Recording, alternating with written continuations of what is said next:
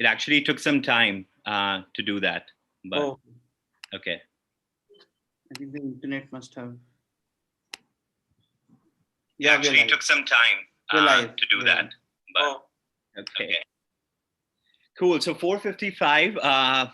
Just whoever's joining us right now, I would just like to tell them that we're waiting for. It actually took some time to do that. Okay. Okay. Mute yourself to see on YouTube.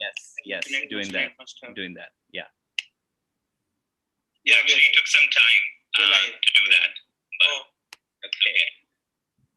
Cool. So 4:55. Just whoever's joining us right now, I would just like to tell them that we're waiting for. Actually took some time to do that. Okay. Mute yourself to see on YouTube. Yes. Doing that. Yeah. I think now it's better. Okay. Perfect. Okay. So should I join the breakout rooms now? Yeah, I'm stopping the breakout rooms.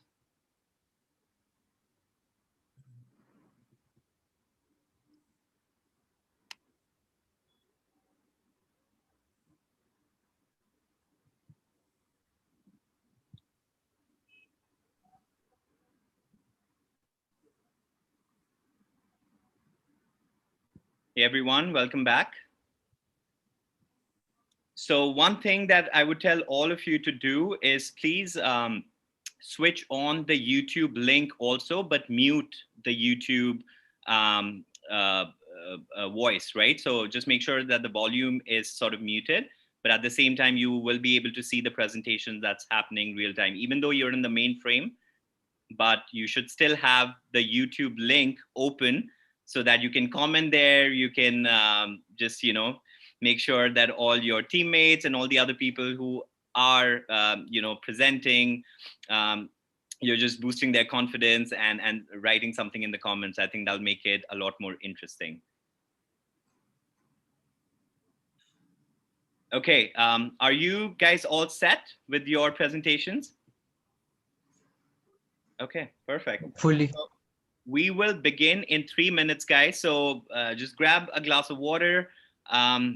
We are already live on YouTube. So welcome everyone who's sort of joining us.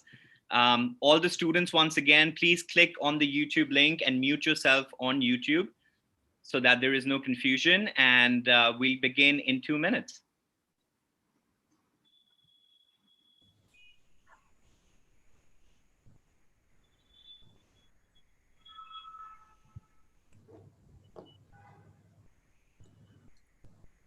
Awesome, guys. At the same time, group 7, who's here from group 7? Manya, if you could just make sure that your presentation is up. For everyone who's presenting from their team, just make sure your presentation is up so that as soon as one team finishes, the second is ready to share their screen and to start. I thought group 5 was first. Okay. Yes, group 5 is first. So we're quite I think we're 6th. That's correct. So it's group 5 first, then group 3, then 6, 9, 7, 4, 1, 10, 2, and 8. Okay. But you should all just be ready just in case, right? So that everyone's presentations are ready with the person who's presenting. All right.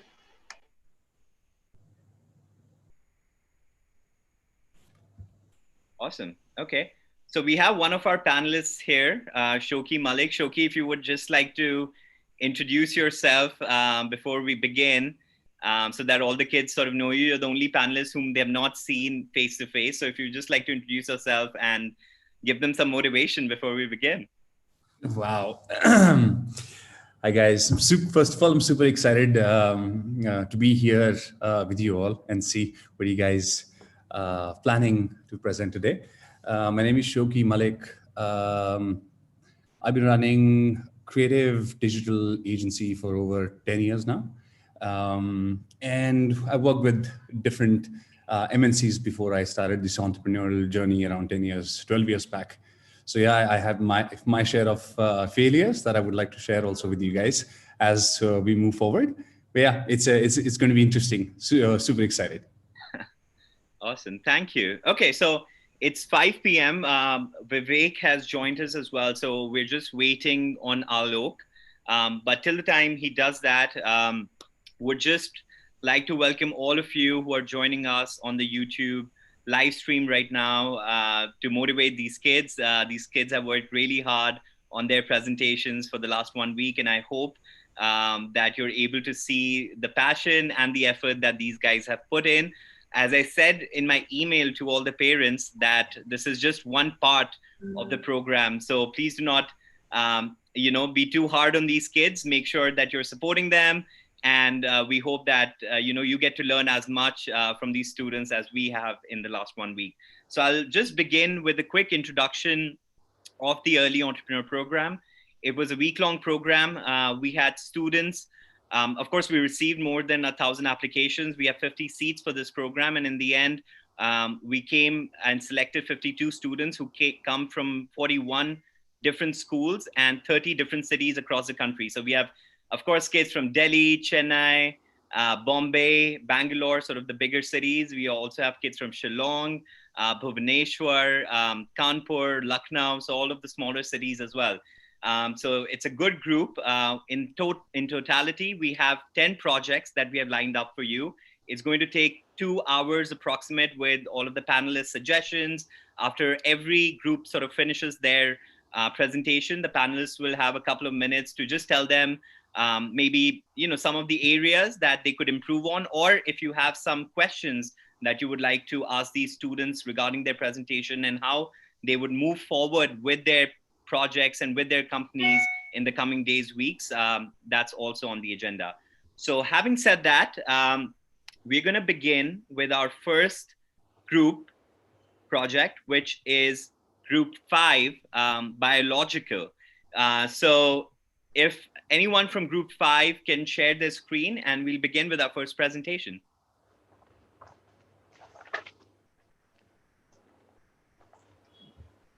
Good evening, everyone. So our team will be introducing to you our idea first, and the name of our company is Biological. Now, first, let's speak about the motive.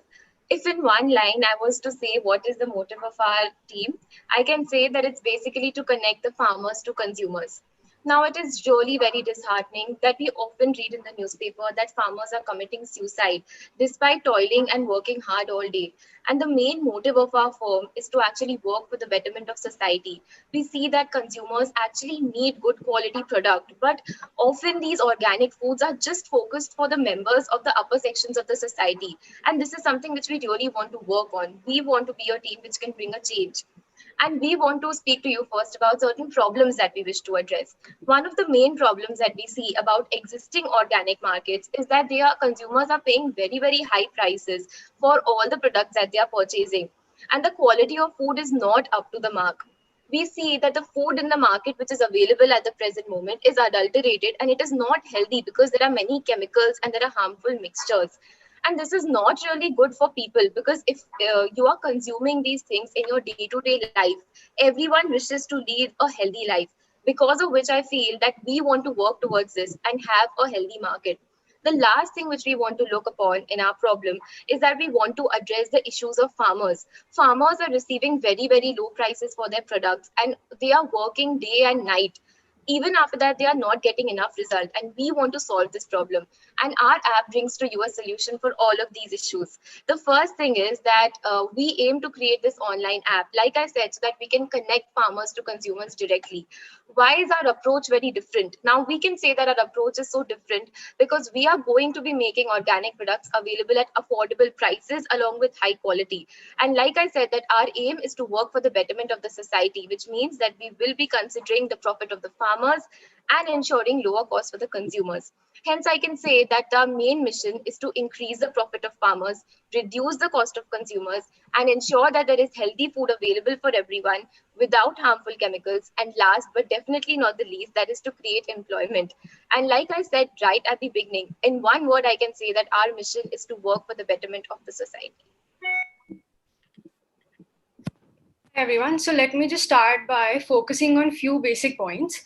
First being that in today's world, we see that brands are charging a humongous price on customer just on the name of organic. If we see on the left hand side, we'll see that there are 2 products of a brand that are also selling organic produce.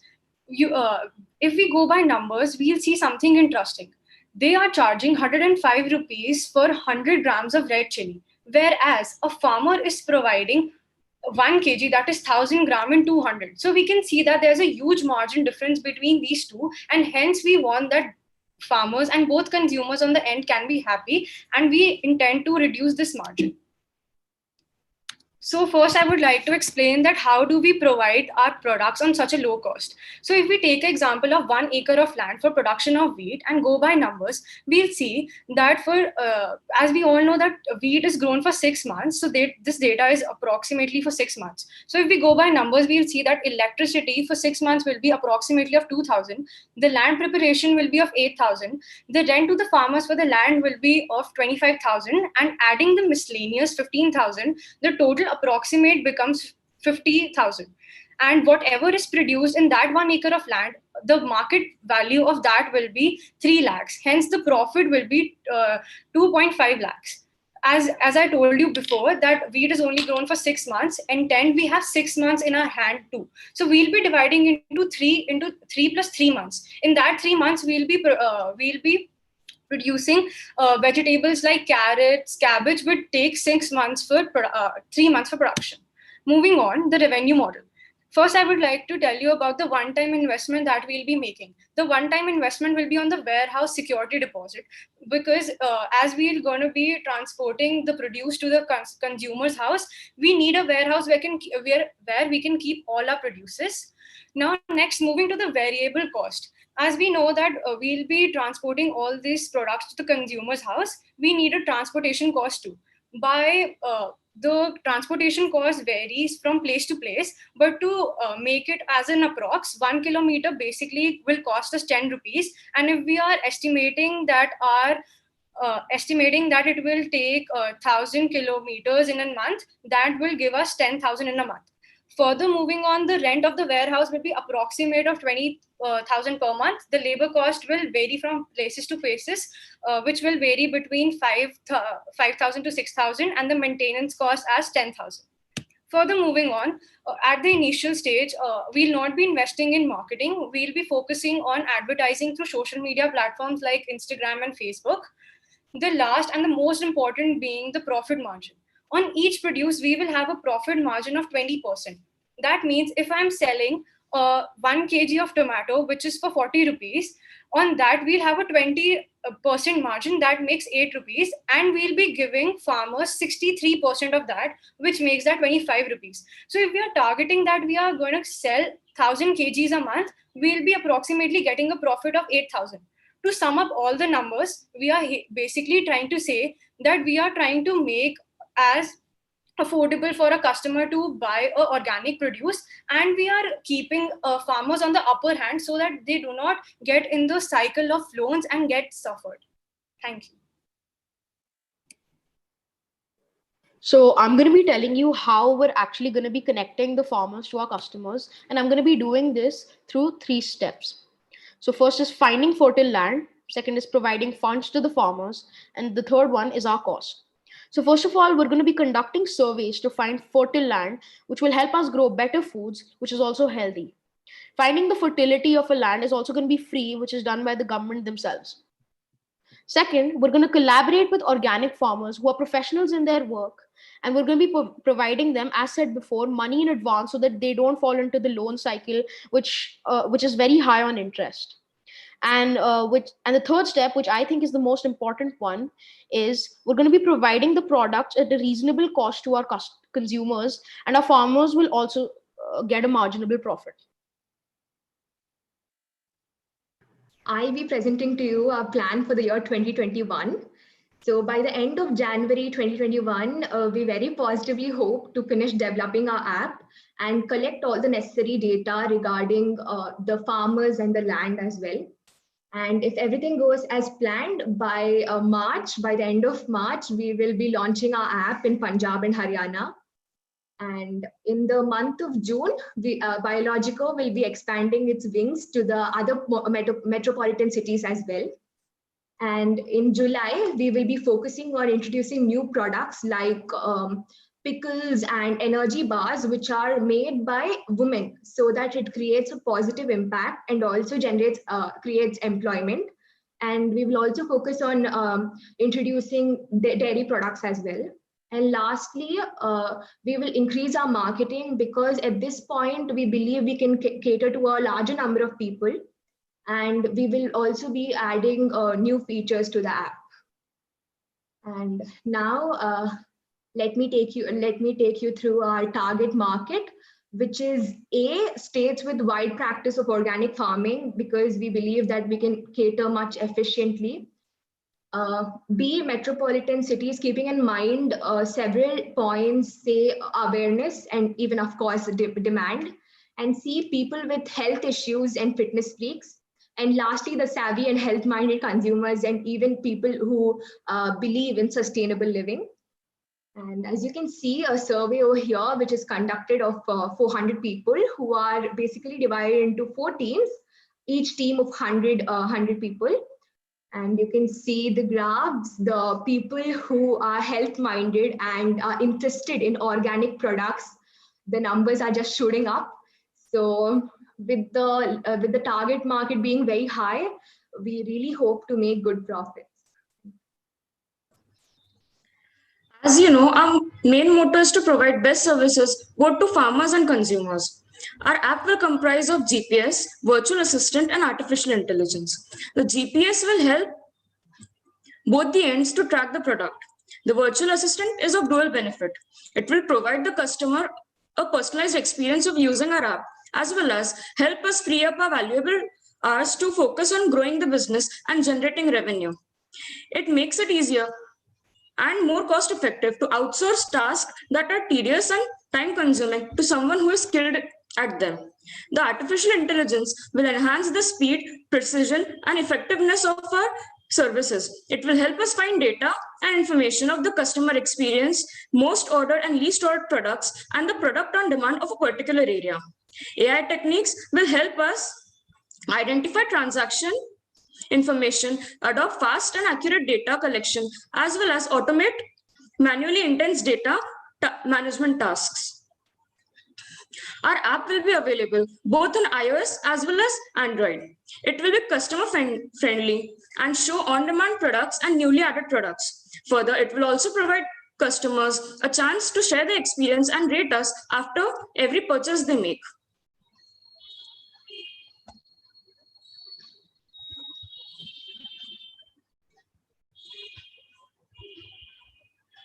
Okay. Thank you, Ami, and everyone from the team. At this point of time, our panelists, I know this is farming in something close to Shoki's heart as well. He had a project called Farmer Armor going on. So Shoki, we'll start with you. If you have any comments or on any of the slides that you would want some clarification, or just give them steps as to how they can get better.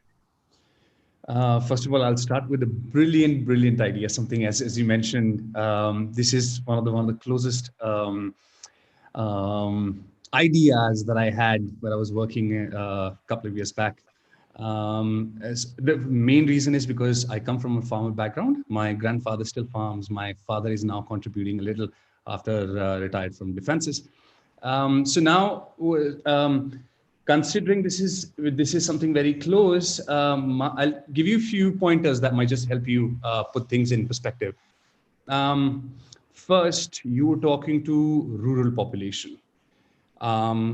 Adoption rate of technology is not something very strong. So one part that you may want to add is have a sort of education system built around your module, how you approach trainings, how can you get them to the basics of using your application, because WhatsApp they've already started using. So that's a positive, move. So you know that it's just a matter of time. So if you give them the right kind of format to follow your application download, Maybe you would want to add regional languages based on where they are. That would just simplify overall user experience, because that's what you're trying to do. And considering that you're talking to majority of like tier 3, tier 4 city people, you will see some friction. So at every point, education, I think, about your product, what you're trying to solve is something that I would like to add. Second is another very important aspect that you touched, and this is AI, which I'm currently working on my own product. So we did a lot of R&D around that. It's an interesting, very, very interesting integration. One way of looking at it is you may want to add a hardware and a software integration. For example, you can maybe want to get the temperature, want to look at the GPS location of that particular person who's growing, or the farm with geofencing. You can add tell the farmer to just take a walk around the farm, so that can actually be fenced. You know that this is his land. So this can actually get you further accurate data. See, artificial intelligence can go the other side also. If the data is manipulated, if it's not correct, then the output will be completely different, right? So it will move in that direction. So you may want to get your data points very clearly mapped. At what point would you want them to disclose total size of the land? What have they grown? Then you start picking it up and putting back in data. And then you have to look at supply chain, which is another very critical piece of the puzzle in this. Because I think the estimate of 10 rupees is pretty good. You may want to, because now recently the farmer agitation is purely on the idea that farmers should be able to sell it to anybody, which is a great move. So your idea is definitely, very, very close to execution. It's just that you just need to look at the aspects that you've thrown, like AI. Try and build AI from the fundamental of your product, because that's where the data actually starts coming in. Yeah, that's about it. I think I love it. Great guys. First presentation, fantastic. Love it. Thank you so much. And thank you, Team 5 Biological. And again, any further sort of work that you want to do, Shoki is always here. We are all here to support you. So we hope that you keep us in the loop, and we keep seeing your progress moving forward. Okay, so with that said, we're going to move to our next presentation by Group 3, which is called Feria. Anyone from Group 3, please feel free to share your screen and start your presentation, please.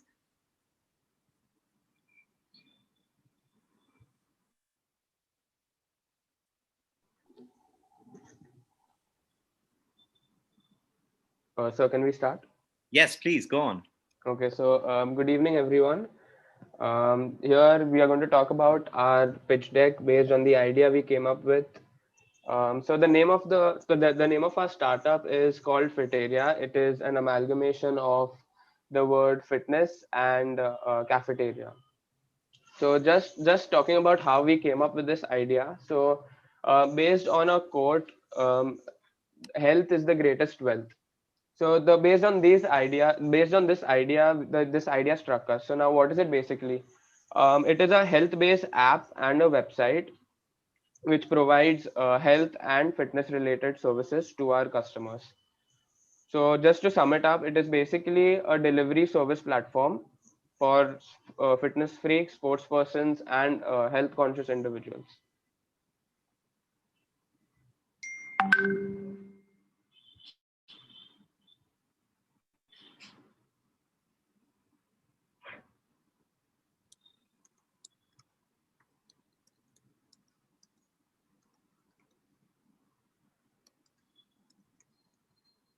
Hi guys, are you still presenting?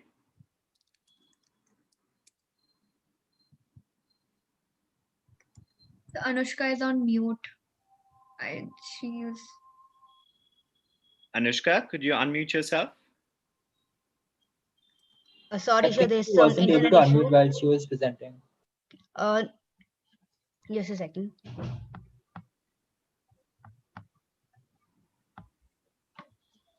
Yeah, so the problem.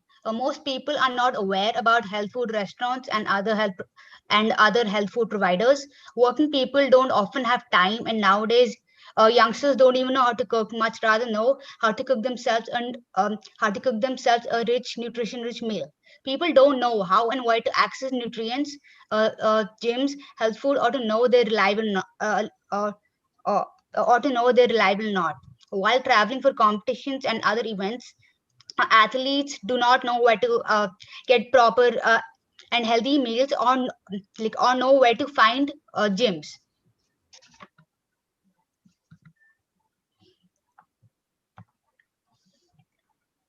Okay, so the solution that we have created to solve this problem. So we have basically built a platform, which is basically an app and a website that connects the food health providers, fitness studios, which are like gyms, and nutritionists to the people, which are the consumers in need. So we will be providing everyone food services, gymming services, and a diet plan if they're a premium member.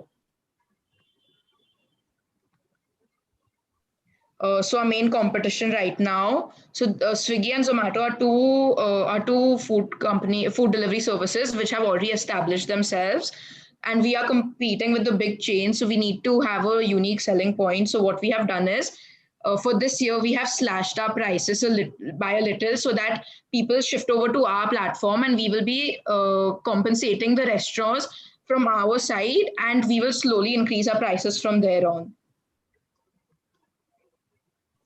Okay, so what distinguishes us from our competitors? Basically, the USP. So, what is the USP of our startup? So, the USP is that while providing all these services, all the aspects of fitness and health are considered, be it gymming, nutrition, or leading a healthy lifestyle. But people may say that we are similar to any other delivery platform. However, what is different is that it is specially catered for people who wish to live a healthy lifestyle and are into sports, fitness, etc. So this would be a holistic experience of fitness and nutrition, and it would really help to maintain and live a healthy lifestyle. So our target market in India, 12.82% of the youth play competitive cricket, 9.39% play badminton, and then comes football, swimming, lawn tennis, athletics, and other sports. Fitness enthusiasts are very particular about their diet, and some just want to improve on their health and eat healthy food. So this is when we come into the scene. Feria plans on working towards giving such budding athletes and health conscious people a chance to eat healthy food when they are unable to get it. So basically, our target market is young and budding athletes, fitness enthusiasts, and people who just want to improve on their diet, fitness, and eat healthy food. Our marketing strategy. So we will be following two marketing strategies, which is the ATL strategy and the BTL strategy. ATL is the above the line strategy, which is used to reach a wider set of audience. In that, we will be using the help of radios, social medias, online articles, print media, and television advertising. Second is below the line strategy, which is used for reaching the niche market. In that, we will be using outdoor advertisements like billboards, banners, sandwich boards. We will be using direct marketing like SMS, emails, sponsorships, and campaigns. We will also be having some promo deals for the customers, like, for example, providing them discounts on certain restaurants. We will also tie up with gyms, health restaurants, nutritionists. Okay, so this is our revenue model. So we have 5 different revenue streams. So firstly, delivery charges, which is a small portion of our revenue, where we charge around 35 rupees to orders which are less than 100 rupees, and we charge 25 rupees for delivery charge in any order exceeding 100 rupees. The next is commission. So restaurants and people who home cook meals will pay us a 15 to 20% commission per meal. The gyms will pay us a 15% commission for every new gym member which uses our code. And the nutritionists and dietitians similarly will also give us a 17% commission for every person who uses our code while using their service. So for advertising, restaurants and other health related companies will pay us to advertise their company on our app and website. Premium members membership. So premium members will be offered free delivery for all orders, and premium members will also receive a specialized diet made by our nutritionists. Analytics and data. So we will sell our data, for example, which is the most popular healthy dish or which is the most popular healthy beverage, to research institutions, which is also a very small portion of our revenue. So this is a sample diet. So if you can go skim through this quickly, there are two different diets. There's one for a 63 kg basketball player and one for an 81 kg basketball player. You can compare both of them and see that for each player we have a specialized diet. And what you'll see from this is that basketball is an intermittent and high intensity sport which requires high physical agility and mental acuity. So energy demands during the basketball season are substantial and maybe even higher during off-season training. So choosing foods that will provide the energy to support the competition and training is essential. So and it can also be quite challenging. So as you can see, for basketball players, this is a sample diet for two different weights, and you can see how it changes and it's proportionate to each to specialize in each diet for each player. Lastly, there's expenditures, which is where we hire nutritionists and dietitians is one of our costs, where as previously explained for our premium members. Then we pay health food providers to join our app and join our business, and we also pay app companies to develop our app, and lastly, we pay the salaries of our delivery workers.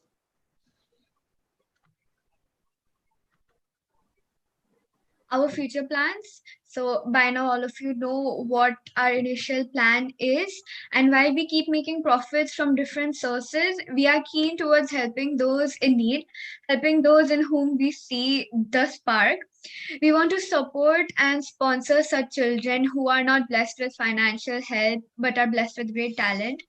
We plan on choosing 15 to 20 players each year from over the country and support them with traveling, food, attire, equipment, and other such basic things that are needed for playing any sport. Okay, so this is our team. Can you please, yeah, so this is our team. And thank you everyone for sitting patiently throughout our presentation. And this is our website prototype. Of course, we will be making a more professional website with the right resources. Since none of us are avid coders, we will be using other app developers to create an app. We plan to launch our platform next year, and first in the Delhi NCR region, and then expand to other major cities. Thank you. The Feria team, I really love the name, which is, mixture of fitness and cafeteria. So on that note, maybe Vivek, if you could start maybe with a couple of pointers that you might have for these kids moving forward. You're on mute. Muted. You're on mute, Vivek.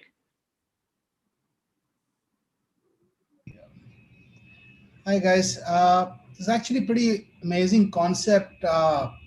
However, my only sort of one input would be I saw the pricing structure and everything, and I don't know if you realize this, but this is a big problem going on across the world with all the delivery platforms about how much high profits they are charging, and the restaurants in the sector are actually losing money on. And it's it helps initially just to gain the eyeballs, but they everywhere people are sort of logging off these delivery platforms because of the insane prices that they're charging. So just something to think about, because you want to make sure the whole ecosystem is happy with it, and when you're making profits, other companies or other people involved in the ecosystem are also profitable, and you are not the only ones who are making profit. just something to think about, because if that 30-35% delivery fees is your main source of profit, then it will change your entire sort of balance sheet completely. So just something to think about. How do you benefit everybody else in the system as well? Thank you, Vivek, for those comments. Shoki, I know you're an athlete yourself.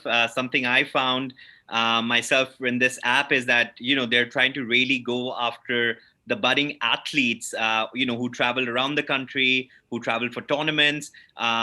Should that be their main USP rather than going to nutritionists and sort of other markets? What are your thoughts on this project? See, I would first thing is when you look at building any product, you have to define your the most important market. You can't capture the whole world. So whenever you're thinking of any business plan, always look at who are my first 100 buyers who will give me money to buy my product or download the application. So this is important. You may want to think about it. Second is, when I saw your marketing chart, because that's something, again, I want to look closely. See, guys, there's a difference between value-driven business and valuation-driven business, right? So when you think of valuation-driven business, everything is about hypothetical number, that you are a great salesperson, you find your VC who you can sell a great idea, and due diligence expiring, not saying that this is generalizing it, but it's at the end of the day, it becomes not something which is serving a purpose. It becomes just a business that you're trying to form. On the other hand, when you look at the value-driven business, you're trying to solve a problem, right? So you can't solve the problem for the whole world. You can solve the problem with 400 people. 100 people will tell another set of 1,000 people. If they have the same problem, you will be able to solve their problem. So as you move forward, you will see that you're trying to solve problems for people who actually identify this as a problem, right? So that's why have a very focused approach in terms of whom you're targeting. And you are a digital first plan. Looking at ATL, BTL will not pay well. You have to burn a lot of cash. Instead, you are a digital app. Go for Facebook, Instagram, Google. These are your platforms. Get inside that, understand the ecosystem, and try and build a strategy, marketing strategy around that, so that you can literally see what is the conversion of it, so that you can track it, right? So once you have enough cash that you have actually generated or made or raised, sky's the limit. Then you go crazy about your brand. Just get into a crazy branding exercise. But these are my 2 cents on it. Thank you, Shoki. Always helps. So thank you, Feria team, for putting in so much effort. Now we're going to move to our next team, which is Group 6, which has an amazing idea. Sort of helped on the ideation process a little bit. And guys, please take over. Can you see the screen? Yes, we can. Okay, so my name is Rohan Doshi, and along with my partners Aditya, Aishwarya, Kshitij, and Ritanya, we decided to come up with a service to provide healthcare consultation for pets. So what went through our minds when you were thinking about this? Basically, out of the over 7.8 billion people across the globe, around 56% of people own pets. And as we all know, healthcare is a major concern and a growing concern during current times. But it's mainly focused on healthcare for people, as services have been growing to accommodate growing needs for health for people. But what about pets? Many people aren't really well informed about good vets in their city and region, and they end up taking their pets to mediocre places where costs are high and the services are like they don't measure up to the caliber. As a result, the pet's health can actually worsen, and there's a lot of money that is wasted as well. It's a lose-lose situation. Because of this, we decided to come up with a way to provide a more efficient system so that people can get access to vets that can help provide advice about healthcare and needs for their pets. This is where we introduce our brand, GetPet. So GetPet is a platform which provides information on the best top service veterinarians nearby. We give information on different vet clinics, such as their availability, location, facilities, and rating based on their reviews, so that we can help aid you cut down your time on searching and quicken the process. Our platform also allows users to provide us with their feedback about their needs to improve the quality of pet domain as well as our site. Now, how does our brand add value to the market, you ask? Well, we conducted a survey amongst more than 500 people, via which we received many inputs, comments, and a few feedbacks. Our brand adds value to the market as we plan to fulfill needs of the public, resolving their complaints as well as registering their comments. In short, we plan to simplify their life. Like any other business, we face competition as well. Some of our main competitors are Vet Coach, the Pet Nest, and Practo. An online vet healthcare clinic, Vet Coach Live, is a place where customers can consult doctors and book online calls for their pets. The Pet Nest is a service provider which books pet grooming, training, and vet services through their website. Practo is a site which allows us to consult doctors online or through chat or call. However, their main focus is directed towards us humans and not for the animals. These are some of the differences which our platform provides that are not provided elsewhere. Our main unique selling proposition is the fact that we provide an automated chat feature which allows the users to interact and answer each other's questions. We prioritize the medical health of the pets and connect the customers to the pet clinics through a vetted and rated list of the best vet clinics in their area. So now we come to the most important part of any business model or a startup idea. So the basic revenue model, which according to us is the most suitable for our business plan, is the affiliate marketing system where we endorse products related to pet nutrition and hygiene. For instance, pet food like pedigree. Secondly, we'll also charge a certain amount of commission from the vets whom we refer our customers to, somewhere around 5 to 10%. So, and that's just for the short run. Once we are able to build a sustainable user base for ourselves, we have other plans for the long run when we are able to reach certain milestones. And when we think we're able to build a community for our customers. We've thought of bringing our own trademark products to the market. So, what is our target market? Our target market is basically urban cities of India. Basically, people who own pets and are concerned about their pets' health and hygiene.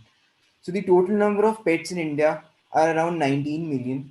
And according to what we've researched and the data that we've obtained, the data shows that it's steadily growing. And with just 5.5% currently, there's no saturation at all. And there is a lot of scope of growth in the industry itself. So we'll start with metropolitan cities such as Bengaluru and Mumbai, which are known to have a lot of pet-friendly neighborhoods.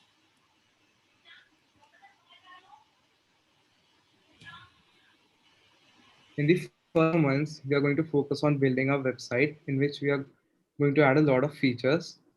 Next, we will move on to a second phase. We will be starting a business in Bangalore and Mumbai, where we will partner with vets covering most of the areas. From there, we are going to target metropolitan cities, and then we will spread it worldwide.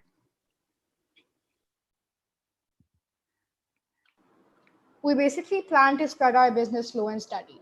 Now, to meet the team. Hi everyone, my name is Ashwarya Pandey. I'm a 9th grader who studies in Gymnasia School, Gurgaon. Hi everyone, I'm Britannia Senthil and I'm studying in the Feria International School in grade 9 in Coimbatore. My name is Rohan Doshi and I study in BD Sumani International School in Mumbai. And my name is Aditya Bhadaj and I study in Gems Modern Academy. And I am Kshitij Bhasin. I study at the Gymnasia School, Gurgaon. That was our team, and we bring to you GetPet. Thank you. Thank you so much, guys. That was amazing. So I know, again, on that note, we have a lot of people, again, especially Shoki, again, who I know has, a lot of pets himself. So would love to start with your comment, Shoki, and then we'll move on to Vivek. So two quick things. I think that fact of 56% people, they own pets, that needs to come in right at the beginning when you open your deck, because that's what assures and master that, okay, the market is pretty big, right? So you can't just speak. And then I saw that right there on the second or the third slide, it's there on the corner, right inside. So I think you may want to move that in front. Second, Practo may not be your competitor, but definitely something that you can get a surety from that, yes, the market works for humans, why not for pets? So it's an opportunity, actually, not a competitor. Yeah. Otherwise, I think it's a definitely there is a market for it. There is a demand for it because we take our dogs like outside. And we also face challenges. One of my dogs actually died because of somebody not paying attention. So yeah, great idea, guys. Fantastic. Thank you, Vivek. Thanks a lot. Any comments from your side? You're on mute right now. Yeah. All right. I do just have one suggestion. I saw the revenue model and it said, affiliate marketing. It's great, but I think, you should also come up with one more idea, just because the affiliate marketing platforms are, it's just, I would not, put all my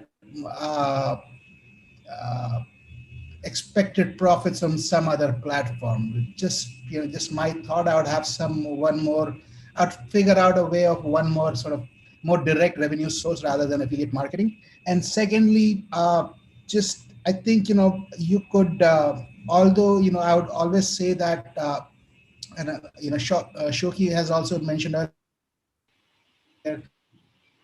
need to start small, but I would just sort of keep the name a little. A lot of pet services that you can incorporate within that product itself, like dog walkers or whatever. It's a big industry as well. So I'll just keep the name a little more broader so you can incorporate more services rather than just sticking to veterinarians. Just my thought. Thank you. That's a great point, Vivek. So you sort of cut off there in the end, but whoever is watching us, all the parents and students, what Vivek was trying to get was at that GetVet maybe in that sense be just for veterinarian sort of services that you guys are looking for, but there's a larger market there for these pets that people are looking for, right? I think he mentioned dog walking is one part of it. So you should keep a name that makes you then go on and explore these different markets in the pet industry, right? Rather than just focusing on their healthcare, for example. So that's a great point, Vivek. Thank you so much. Thank you, Shoki. On that note, we're going to move to our next presentation, which is called Group 9, called Gymnasia. Over to you, Group 9.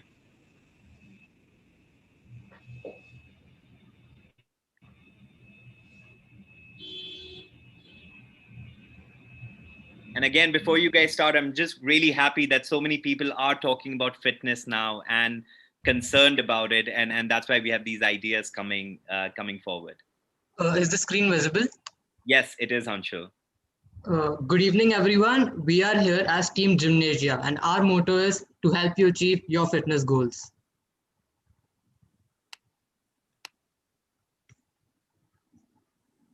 Just a second, there's some difficulty.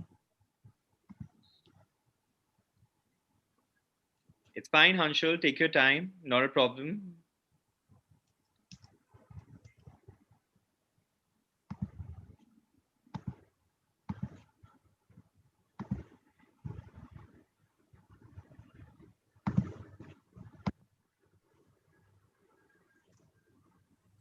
Could you share your screen once again, Hanshul? Yeah, just a second. Yeah.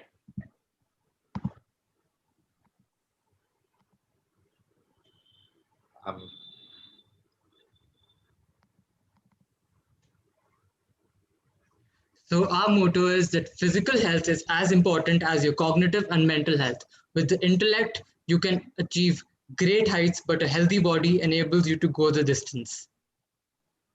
So the problem that we're catering to is that the COVID-19 pandemic has inflicted an unprecedented amount of damage to the Indian economy, with myriad of people left out of employment, many sectors being completely shut down, diminished quality of work, lower incomes coupled with a complete economic halt and prolonged period of flow of money makes recovery from such a recession not only a complex but an onerous task. With people being forced to work from home, they have adopted sedentary lifestyles with little to no exercise, and this has affected their health, and which has resulted into obesity and other health complications. A survey conducted by the Gymnasia team with over 400 people showed that 7 in 10 fitness enthusiasts miss going to the gym, but only 1/4 of them currently feel safe. The two questions that we asked were that amid social distancing and stay-at-home measures, how much do you miss going to the gym? And we saw that over 45% of people missed going to the gym. And the second one was, do you currently feel comfortable going to the gym? And the answer was no. This is where we come, Gymnasia, which is a one-stop fitness platform to provide patrons with the best diet, the best workout protocols with the help of experienced fitness trainers, but it is primarily a link which connects fitness enthusiasts to their preferred local gyms. All gyms that are affiliated with Gymnasia are required to follow strict protocol of regular sanitation and testing. Gymnasia aims to provide a connection between disgruntled gym owners who are looking for patrons in order to survive the economic downturn of this pandemic. The objective that we cater to is that the provision of work to qualified gym trainers who are right now facing an economic downturn and the employment of casual workers who are experiencing the same. Now, promotion of a healthy lifestyle among people with a proper diet and a proper workout protocol. Now, increment of Make in India campaigns is very important as well, and the provision of support to micro, small, and medium enterprises, which are basically the privately small centers, small gym centers, by giving them small to large customer base. This is the app interface that we developed. You can register as a trainer or a trainee, which is the unique platform that Gymnasia provides to both the sectors, a trainer as well and a trainee as well, and jump into the world of fitness. You can book a slot as per your own convenience at any of your nearby gyms and appease to the fitness freak in you by training using professional equipment. Now, this allows you to diversify the gyms that you go to. You can interact with professional trainers, which are freelance trainers as well, and get your personalized fitness plans, especially tailored to suit your needs. You can interact over a video calling app developed by us, which is ViewYoom. In this quarantine world, exemplary safety standards have been maintained by using state-of-art equipment and disinfectants to ensure the safety of the patron. And special offers will be given to the Gymnasia affiliated gyms and the freelance training. So commit to be fit with Gymnasia. Achieve your fitness goals. This is a promotional video that we developed with two of our friendly actors.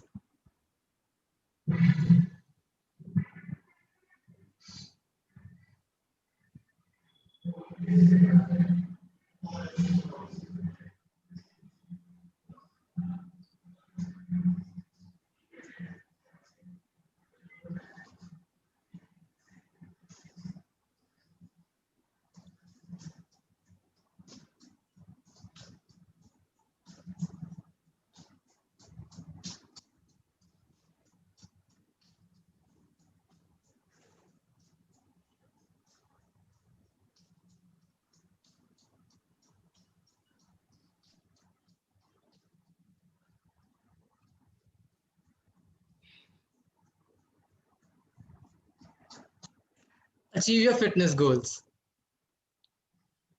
Just a second, I need to replace the slide.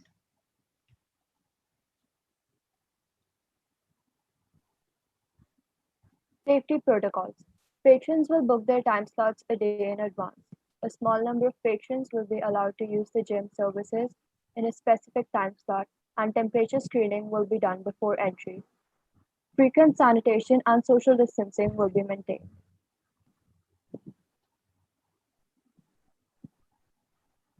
Safety pods. To improve social distancing, we introduced safety pods. They are made up of PVC pipes and thick plastic sheets. All of the required equipment will be placed inside the pod by the gym staff beforehand. Total cost of pods per gym will be rupees 10,000 to rupees 12,000. This might seem like a financial risk to small gyms, so we plan to provide them with some of the initial investment.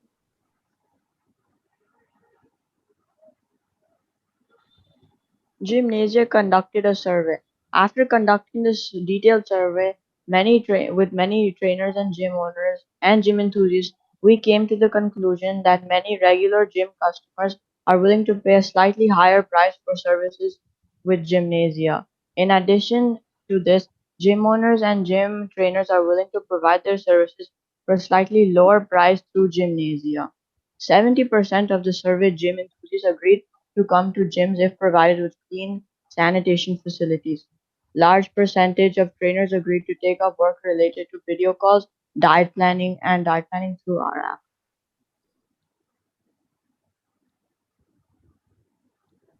So these are the testimonials. Kunal Gupta, a gym enthusiast, says, I've been dreading that I might not be able to regain my slim figure again. But thanks to Gymnasia, I can start going to gyms without any corona. Mre Gunk, a semi-professional bodybuilder, says, I'm so glad and hope that this idea catches on. This makes me feel safe when I will resume my exercise again. Great initiative. Rajput Singh, a local gym center owner, says, I'm willing to collaborate with such a startup if that means I can get more customers.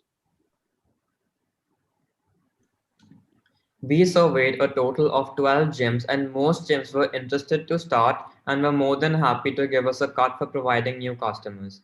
After, next slide. After reviewing the various surveys we conducted, we concluded that our target market lies in the young adults, mostly aged between 24 to 35 years, 30% being 18 to 20 years old, and the rest being 35 plus.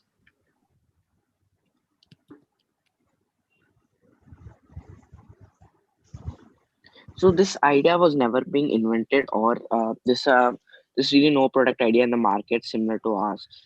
Some companies provide online training, whereas some provide a diet plan. Some provide clean, sanitized, and safe gyms. However, we aim to provide all at a single user-friendly platform, Gymnasia. With little no competition in the market for this idea, can have the initial much required space and opportunity to grow to establish Gymnasia as a national brand. We integrated training through a video call. The video will be our own app. We'll be doing the app with a comprehensive diet plan for the customer with clean, safe, hygienic gym service available to customer at all time slots. Next slide. Market strategy. So, capitalizing a pre-existing customer by informing them about the new packages and the facilities.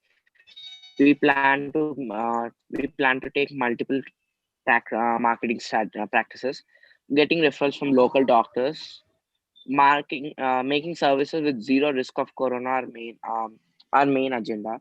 We would like to promote our gyms by using social platforms like Facebook or Instagram, local SEOs for small to medium sized gym centers. Our plan of our plan of advertising includes printing out flyers and putting them up near essential shop and including them in the morning newspaper. Co-marketing, writing fitness content marketing, providing a single platform for safe gym service, diet, and training.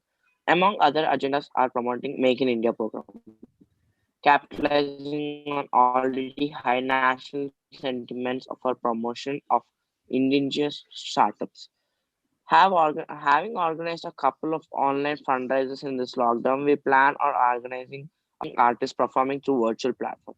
We plan to undertake major of our marketing through online social media platforms like Facebook, Instagram, and Google.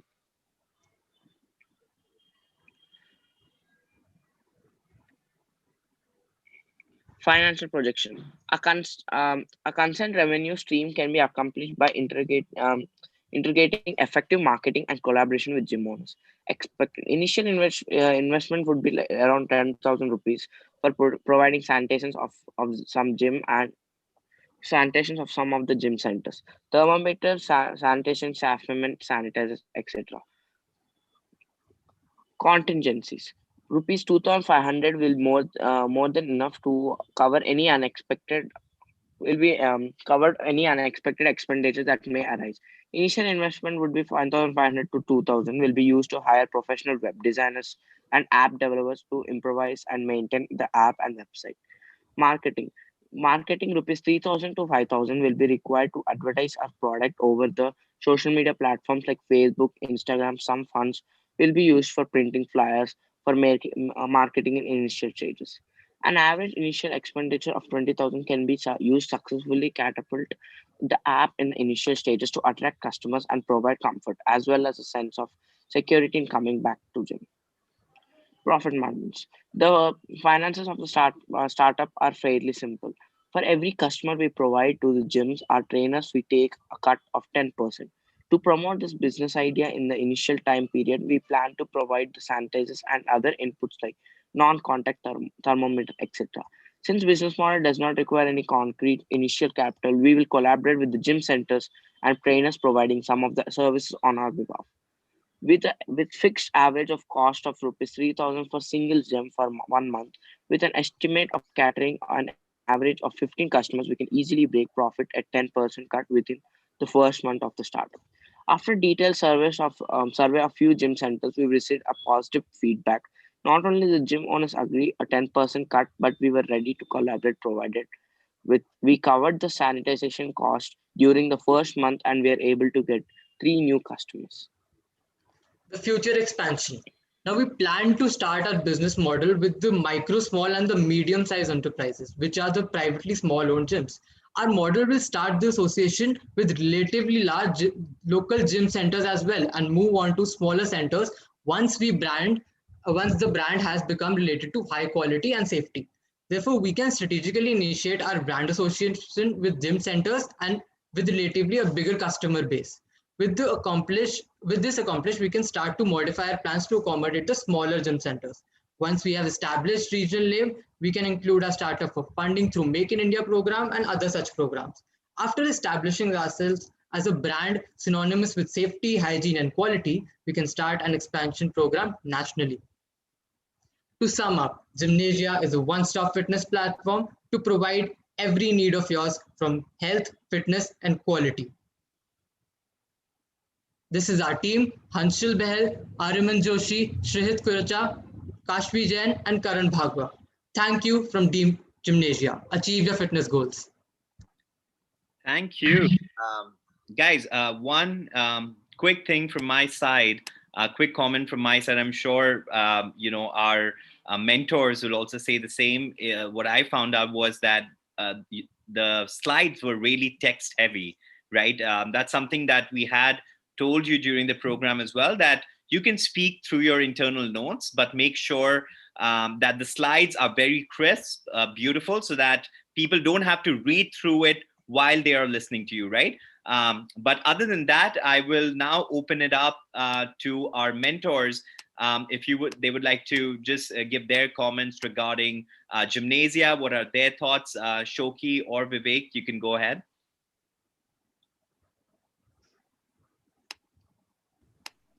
I'll take the lead in this one, just because you had brought up this presentation thing, Rishi. One thing I noticed, and pretty much I think almost 4 of the last presentation, was everybody was using the word fitness freak. Just a random thought. These are colloquial lingos that you don't use in a sort of professional presentation. You don't want to say a freak, just it's not just correct, just otherwise. And I think Rishi already mentioned the whole text heavy thing. But other than that, great idea. And I'm sure Shoki will come on this when he says it. But I think, your sort of initial estimate on costs were on the very low end. You might want to relook at that. But other than that, great That is idea. And I actually think per gym that we affiliate with. no, I understand that, but I still, like you had, it's. I think it's pretty on the lower end side, but it's a great idea, and I think obviously once you sort of start developing, you'll get a better sense of the cost as well. But I think it's a great idea and definitely something which would resonate with a lot of people. Yeah, sure. Over to you. Yes. So as my first comment was on the financial model, I've made my notes on that. Taking further with how I feel what we should be looking at is when you look at framing a financial model around building your product, you first look at what is your MVP, which is your minimal viable product. You define what is the quickest way that you can get a customer on board. That's your first agenda of doing anything. Rest, all the flares and everything can keep adding as we develop the product. Like for example, look at Amazon. They started as a bookstore, and now they have pretty much everything available, right? So when you look at developing an application, developing a website, that figuring out the cost of it should have been something you could have worked on that. About more than 20,000, but the website that will be developed by us, we'll appoint a professional developer to assist on it, not make the website, because some of us know coding. Fantastic. Okay, brilliant. That is then it makes sense. Second is when you look at a gym trainer giving them 10% cut. Is it backed by some data? Have you? Yeah. So we surveyed a couple of gyms in our locality, and there was a survey that about 4 gyms in the 12 gyms that we surveyed agreed for a 10% cut. So basically, when you go for you go for a gym training for the first time, they charge around 400 to 500 rupees for 1 hour for the first primary session. But with Gymnasia and in this COVID-19 environment, they agreed for a 300 to 200 range with the 10% cut. Okay, fair enough. My last question or input. When you look at the whole model, what happens when a pandemic COVID-19 situation becomes normal?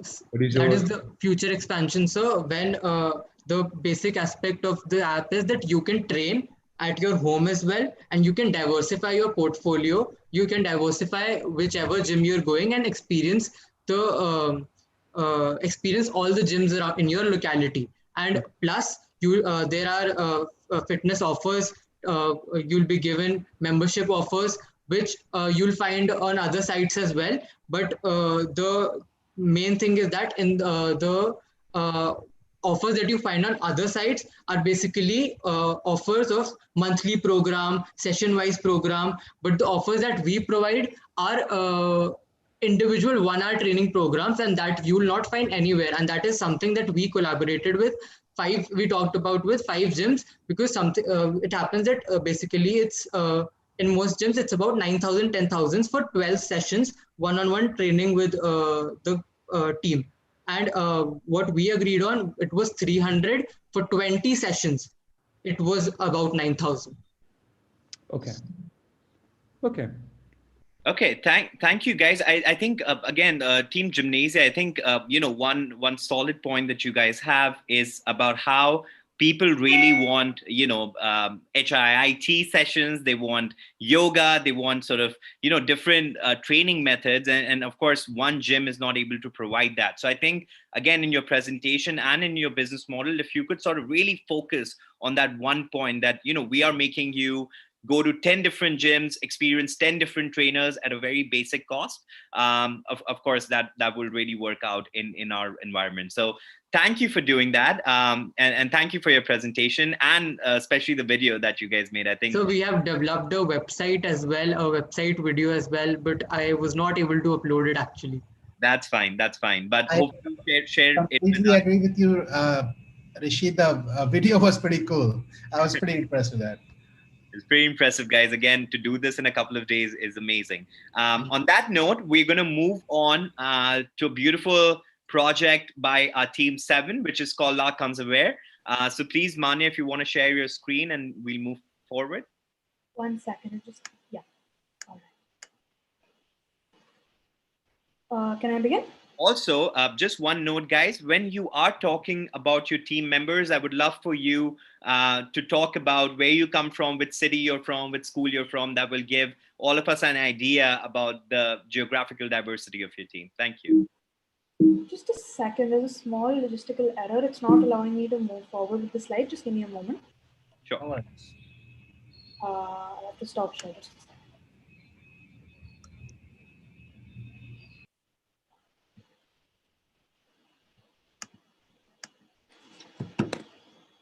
All right, I'm just going to share it again. I hope it works this time. Can you see the screen? Yes, we can. A very good evening to everyone present here. Our team is named Le Conserver. This word is French for the conserver. We are an environment conservation-oriented team who have a united front on the cause of reducing plastic production and consumption one step at a time. Throughout the course of this last week, we have heard again and again that it's very important to tie our product or service to a cause that we truly believe in. Me and my team understood the growing problem of plastic getting accumulated in both aquatic and terrestrial habitats, which is destroying ecosystems across the globe. Even a very small scale contribution to decrease the amount of plastic being generated currently will be of great help to our Earth. I thought of it this way, that amount of plastic being generated can feel like a pandemic to the species that are being affected by it. There are some facts that we found while surfing the web that were truly startling. More than 1 million seabirds and 100,000 marine animals die every year due to plastic pollution in the oceans of the world. Each day, more than 8 million pieces of plastics make their way into our oceans. A prediction of 2012 stated that by 2020, there will be more plastic in the ocean than the number of fish. 1.5 billion toothpaste tubes are discarded globally, 90% of which goes to the landfill. This is destroying our Earth. But we have a solution that might just help us generate a little less plastic than what is being now. We see soda dispensers consisting of different aerated drinks in cinema halls from which we take the drink of our choice. We thought if someone can decrease the amount of soda bottles by making soda dispensers, we could definitely make the same for toothpaste, cosmetic creams, shower gels, and different products of the same kind. These dispensers will be sensor-based, and hence there will be no need to press a button. This will further help us create a safer post-COVID world. Not only will this be helpful after COVID, but generally throughout our lifetime to avoid contamination through transfer of germs. I'll be handing over the slides to Ayush now, who will be talking about the marketing plan.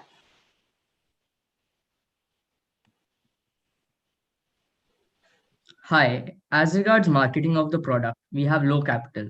So we have opted for low or free advertisement channels. Social media platforms such as Instagram, Facebook, and Google Ads will help us reach out to our target market.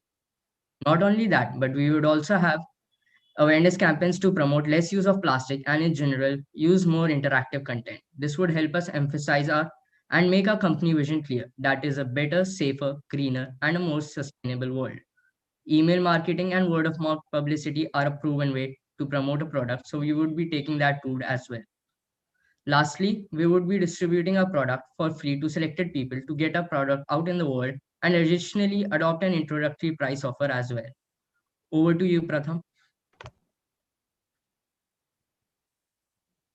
I'm sorry, it's not allowing me to shift the slide. Okay, yeah. So our competition, an existing product or a similar product that exists in our market is soap dispensers. They are quite a lot common everywhere, but we provide a better use of the concept of dispensers. Our dispensers helps in use of several personal hygiene products like soap and shampoo in one product instead of multiple packagings. Similarities between our product and a common soap dispenser are fundamental functions. Their general function is to dispense. Another similarity is the body structure. Even though our product is quite bigger than a common soap dispenser, the mechanism will remain the same. A difference between our product and a common soap dispenser is that we provide a no-touch sensor that detects the surface of your hand and dispenses the good, avoiding physical contact with others. Another difference is that our product is a multiple personal hygiene product dispenser, meaning that our products will dispense multiple goods like soap and shampoo and much more. We belong to the market of personal hygiene goods with several competitors providing similar types of products, but we provide a new innovative product supported by advanced technology. Over to Ayush. Initially, to kickstart our project, we will use funds from friends, family, and also get on platforms for crowdfunding with a target of 1 lakh rupees. 100% of our revenue would be generated by the sales of our product, which will in turn drive our company. As you can see, we have our first 3-year revenue projections. In year 1, we are targeting to sell about 200 units at a price of 500 rupees. Of course, the selling price of 500 rupees will remain constant throughout the 3 years. First year, our expenses are estimated to be around 600 per unit, therefore giving us a loss of about 20,000 rupees. In year 2, we are projecting about 500 sales and the expenses to be around 450 rupees, giving us a profit of about 25,000 rupees. From year 1 to year 2, we have a growth percentage of 150%. Lastly, in third year, we expect the sales to be around 1600 units and an expense of 400 rupees per unit, amounting to 1,60,000 rupees in profits. From year 2 and year 3, we saw a growth percentage of 220. Top reasons for cash burns or expenses are product design and development, prototyping, manufacturing costs, salaries of employees, and minimal advertisement. Thank you, and over to Pratham. Our business model. So our key partners will be manufacturing partners for product structure manufacturing, suppliers for supply of household hygiene goods like soap and shampoo. Our collaborators will be sellers for sales, marketers for advertisement, and warehouses for storage. Our key activities will be reviewing our idea and design with the target audience. After incorporating the feedback from the target audience, creating a prototype. Then we test the prototype several times and ask the target audience for reviews. After the incorporation of the final feedback, manufacturing begins with the partner manufacturers and suppliers. Then we will start marketing and promoting our product to let a large scale of audience know the existence of our product in the market. Our aim to satisfy the consumers makes us different from our competitors and the way we take feedback for their satisfaction. Our key resources will be skilled workforce, employees for professional graphic designing and product designing, and labor for manufacturing and transportation, material for manufacturing of the product, and marketing resources like advertisers, social media account handlers, and salesperson. Our value proposition will be a dispenser that satisfies the need to buy multiple goods by providing best quality of personal hygiene goods in one product and reducing the production of plastic. Our customer relationship will be satisfaction based. The relationship our company will have with our customer will be based on a mission to satisfy their needs. We will interact constantly with the customers and get their feedback with our representatives interacting with our design and prototype.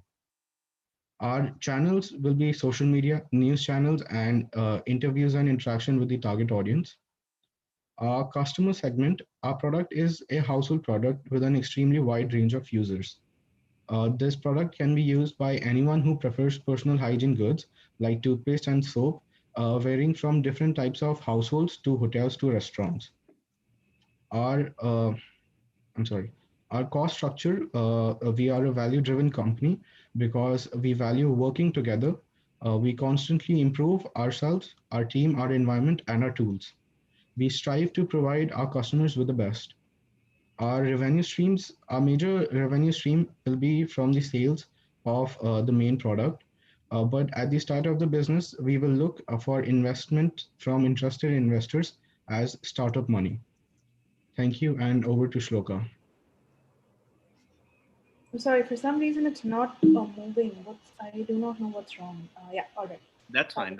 Don't worry about it. So I'll be talking about the target market. So we will be focusing on metropolitan cities of India. Then we will also focus on mountainous areas such as the hill stations and also small towns. Our end users will be hotels, malls, restaurants, cafes, hospitals, schools, airports, and stations. And I feel that people visiting these, the general public has access to all these locations. Lastly, as explained by my team members, we will provide a smart sensor technology which will avoid the physical touch and will be extremely efficient and effective in these COVID times. We will also ensure controlled portioning of our fluid so it prevents overspill. Our fluid will also be available in all three forms, such as liquid, foam, and spray. And it will purely depend on the consumer, on the product which the consumer is consuming. Our product will also be available in both the positions, such as wall mounted and countertop. Thank you, and over to Shevya.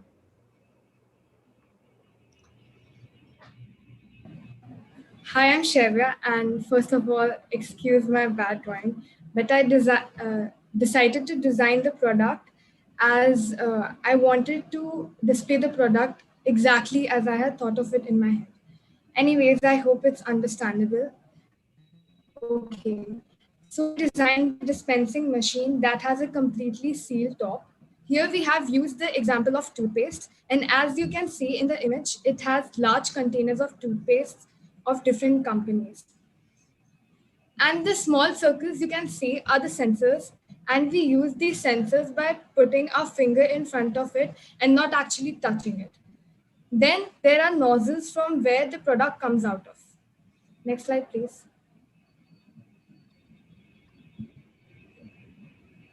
So here we have a rectangular tube with a button and a pusher. It is completely made up of stainless steel, so it is going to be pretty sturdy. And if consumers want, it can be customized. So how exactly this works is that we have to press the button and the pusher will go upwards, pushing the product out. The price is going to be a little higher so that people don't keep buying it again and again and actually reuse the tube. Next slide, please. Okay, so the idea is pretty simple. There are going to be two products. The first product will be created for companies dealing in different liquids such as toothpaste, creams, edible oils, shower gel, etc. It will come in different sizes of containers and automated dispensing machines for these liquids. The second product will be sturdy tubes and containers of different sizes that can be refilled again and again and is reusable. Approximately 2% to 40% is the cost of packaging of a product. Toothpaste discarded are 1.5 billion on a global basis. Resource use is open idea. The main challenge I faced was designing the tubes. Okay, next slide, please. So the pros are, it will conserve the environment drastically, which is our main goal. It will be cost cutting and will provide the fluids at a cheaper rate. It will require less storage space. It will produce loyal customers for companies. Cons are resistance from companies is also going to be high. Companies is also going to be resistant to it. Lastly, it is an environment friendly product that will not harsh the environment. So it is going to Shivya, could you turn off your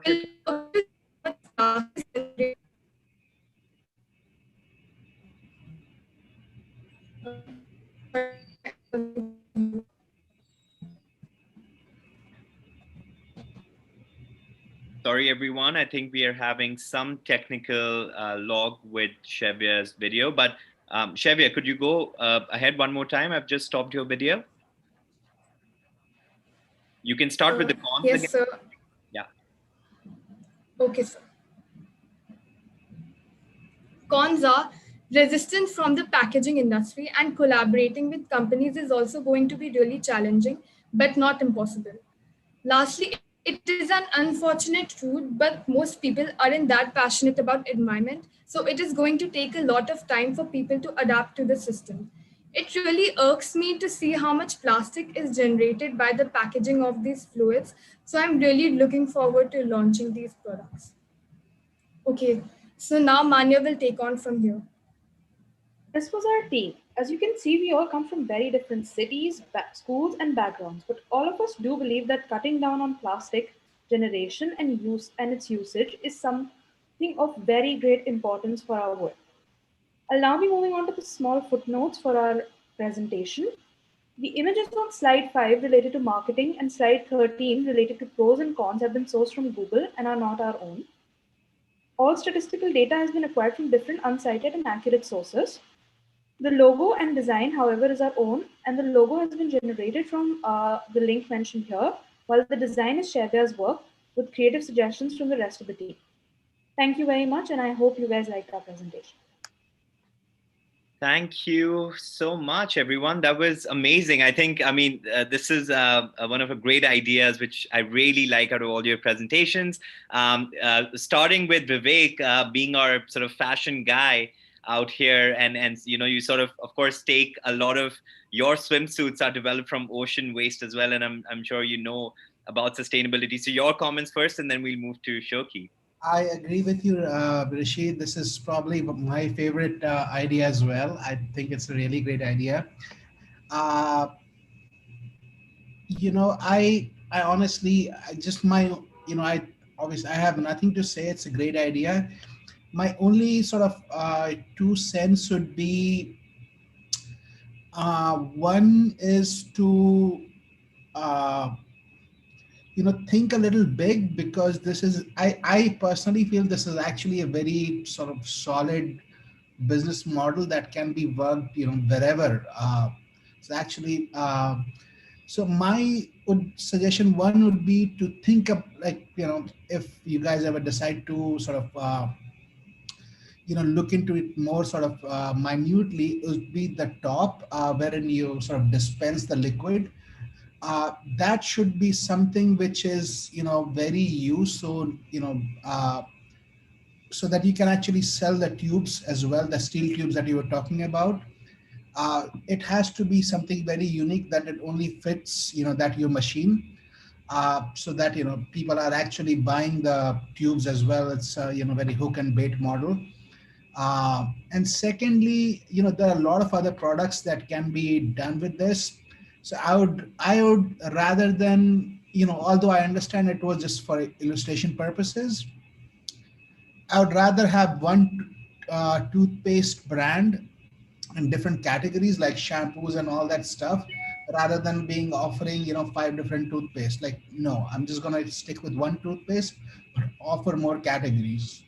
Those are my only suggestions. Otherwise, I think it's a really solid business plan and a great idea, and probably I think one of the sort of very well prepared presentations as well. Thank you so much. Thank you, sir. Thanks for the suggestions. Yeah, Shoki, please, your suggestions to the team. Yes. Okay. Fantastic idea. I think it's ready to hit the market. I mean, I don't really see. I think it's very balanced, and I mean, you just did it perfectly. I see you have put in effort to understand how lean modeling is, how you shape up your initial product very tightly knitted, you know exactly what you want to do at next step. I think it's a brilliant showcase. And guys, fantastic work done on that. Marketing was crisp, 5 pointers, very clear, achievable, not thinking about, oh, I'm going to do ATL or I'm going to build a TV, series and things like that. I think fantastic on that, crisp. Word of mouth, I think whosoever thought of putting that word of mouth actually is going to be your biggest rider on this, because one of the other points I'll connect this point with is when you said that unfortunately not many people are looking at this side. We're a huge country, or if you look at, we're a huge set of people globally, right? So in order to become a sort of a sustainable business, you have enough and more people to actually go after right now, currently as we speak. So I think market is definitely already moving in that direction, and you have enough for you to start working on the model. Like, you guys are young, you can take up like right away as a side project and start building on it. Fantastic job. I think I don't have any comment in terms of model. Model is great. Financials also are well thought of. So I think it's a great idea. Thank you. Thank you. Thank you, sir. Means a lot. Thank you, everyone, for your comments. Now, another really interesting idea. We'll move. Yes. I had two comments as well. I'm sorry to interrupt you. Two quick comments. One, the hygiene factor. I mean, a lot of people might not want to actually put up their tubes when, so many different people are coming in and refilling. Number one. And number two, you might also want to think as to where you're going to be putting these dispensers, because if you're talking about somebody bringing in empty toothpaste or empty bottles with them, I mean, people don't even carry bags with them to the markets. So taking that as well, it means that you have to educate the customer, you have to do all those things as well. So these are 2 pointers that you might want to additionally think of as well. Yeah, actually, I have an answer to that question, suggestions. Actually, I did decide to make a sanitization process for the the tubes and the containers. And also, the second thing is, sorry, actually, I wasn't able to hear your second point. Can you please repeat it? I was just saying that you need to have an educational aspect to it as well, because people do not carry plastic bags or even cloth bags when they're going shopping. Yeah.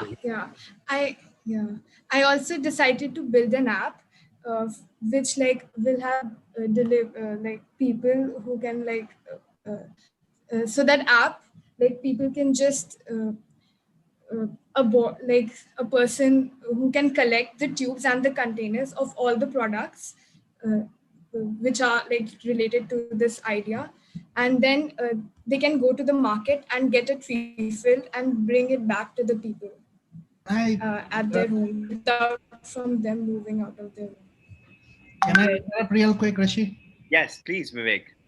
I think this was something actually what I had noticed earlier, and when Nimish bought it, it came back to my mind.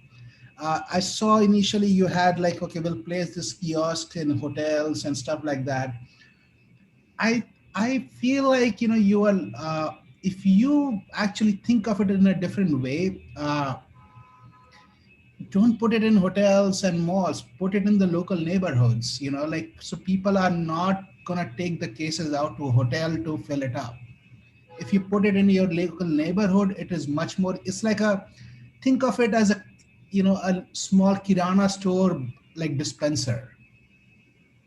I would think that would be a better way to put it, so that people are comfortable just refilling it, and you'll have a bigger market and more accessible market, rather, because the moment you think of it putting in a hotel or a mall, those guys will start charging you for this. There are a lot of other factors involved. Some brand will come in okay, put my thing. It's there's a lot of other problems which will come in. If you put it in local neighborhoods, it is a much bigger market, and it will be much easier for you to educate the customer to refill it. Thank you, sir. Vivek. I actually did decide to go on, Trevor. put it like in the local supermarkets, so that like when people are buying things, they can easily refill their tubes and all. Yeah. Okay, on that note, we're slightly running behind schedule, but we're halfway there, mentors as well. So last 5 presentations left, and something to wake you up. I think we all think about tea and coffee. So the next presentation is actually a very cheeky name called Ooty Tea, and we're going to let Group 4 start with that. So please, over to you guys.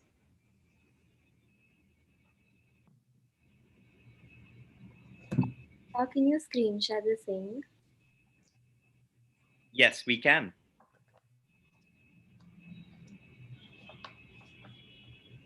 So hi everybody, I'm Manya and I'm here with Suhani. So after 6 days of discussions and debates and coming up with new ideas and how to tackle them, we're finally here presenting our pitch deck. So amidst the coronavirus, one thing that I am certainly missing is traveling, especially to the Indian hill stations. I think there's something certainly very serene about being surrounded by nature. What do you say, Suhani? Same here, I really miss the hills. Moreover, hills remind me of warm things. Anyway, I've heard of healthy water. Geez, I know it already sounds disgusting, but actually it's quite tasteful. This healthy water that I talk about is tea. I know, right? Whenever I think of the mountains, I have a very vivid image in mind of me drinking a very warm cup of chai. And with that thought, I would like to present our idea, Ooty. Clever name, I know, right? So, what is Ooty? It's an enterprise motivated by the social welfare of the economically disadvantaged women and potters and other small-scale producers of Ooty, with an aim to bring the mountains to the cities. Our problem. The common problem in Ooty is women, that they're not getting job opportunities, job security, and a lot more. But unemployment of women in Ooty is a very serious problem. But we're mainly focusing on women from Ooty and Delhi who produce one of the finest teas in the country and pottery also. But they don't have the skill to promote it. Also, good quality teas are very overpriced. So after understanding our problem, we have come up with a solution in an attempt to solve it. We pitched together a group of 30-40 women from the same neighborhood in Ooty and gave them a startup capital to form a collective that is exclusively under our organization. So they are therefore able to use their savings and finances, and at the same time use our financial capital provided to them to put together all their assets and inputs to produce fine quality tea, which is bought by us at a price higher than what other traders are asking for. By forming this collective, we have also given the women a platform to freely express their problems, and we pride ourselves in caring for their social and emotional well-being. At the same time, we're also helping supplement the income of potters in Delhi by buying ceramics and coolers from them, which we supply with our tea. While of course, bringing the hills to the cities by providing you with that warm cup of kadak chai. So let's talk about our tea. We bring you the best quality of tea that is handpicked by the women in Ooty.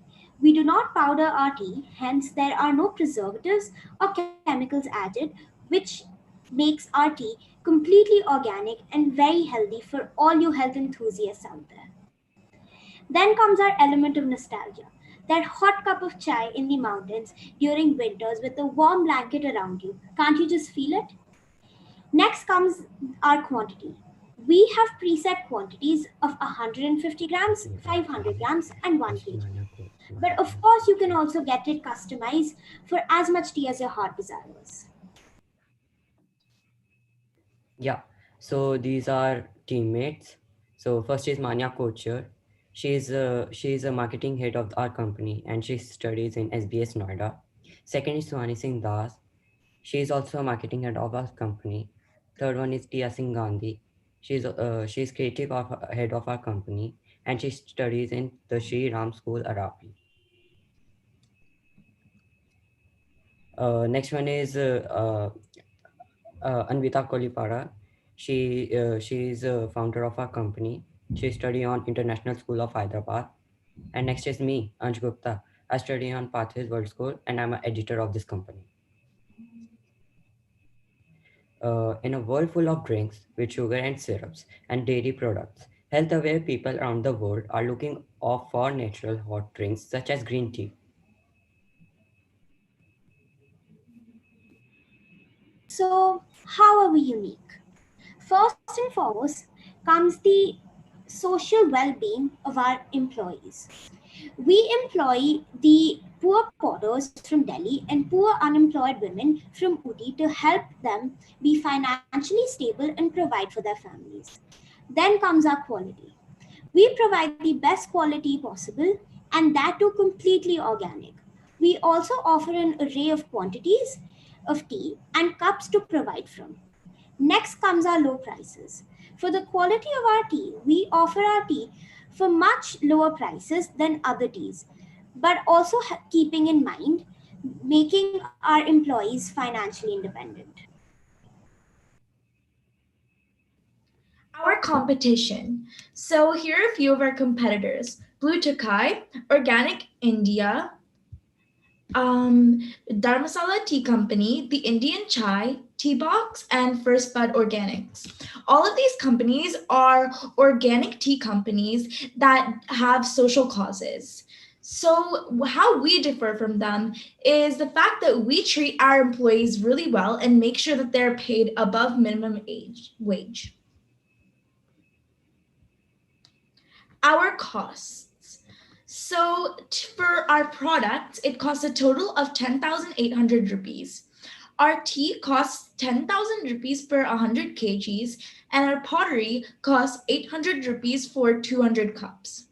The total transportation and packaging costs are 14,000 rupees. 2,800 rupees is the cost for 100 kgs of tea, and 11,200 rupees is the cost to ship and package 200 kgs of pottery. Our total costs are going to end up being 14,800 rupees for 200 cups of pottery and 100 kgs of tea. We are giving the tea pickers 10 rupees extra than 90 rupees, which is the market price. And we have incorporated the transportation costs from Ooty to Delhi and then Delhi to India while calculating this. We have set the prices of the teas to 200 times more than our costs would be. And for the teacups, we will make a profit of 20 rupees per cup.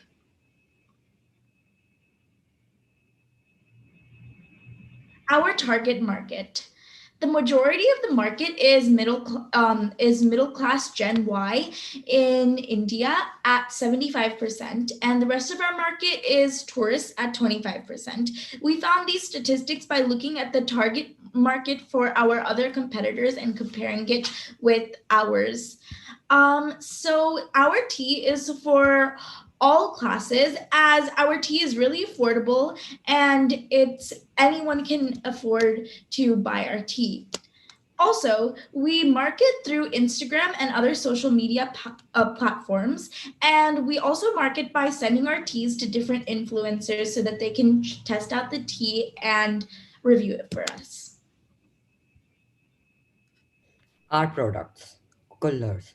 Coolers are for 80 rupees. Small tea, 150 gram is for 82 rupees. Medium tea, 500 gram are for 190 rupees. And last one is large tea, 1 kg is for 260 rupees.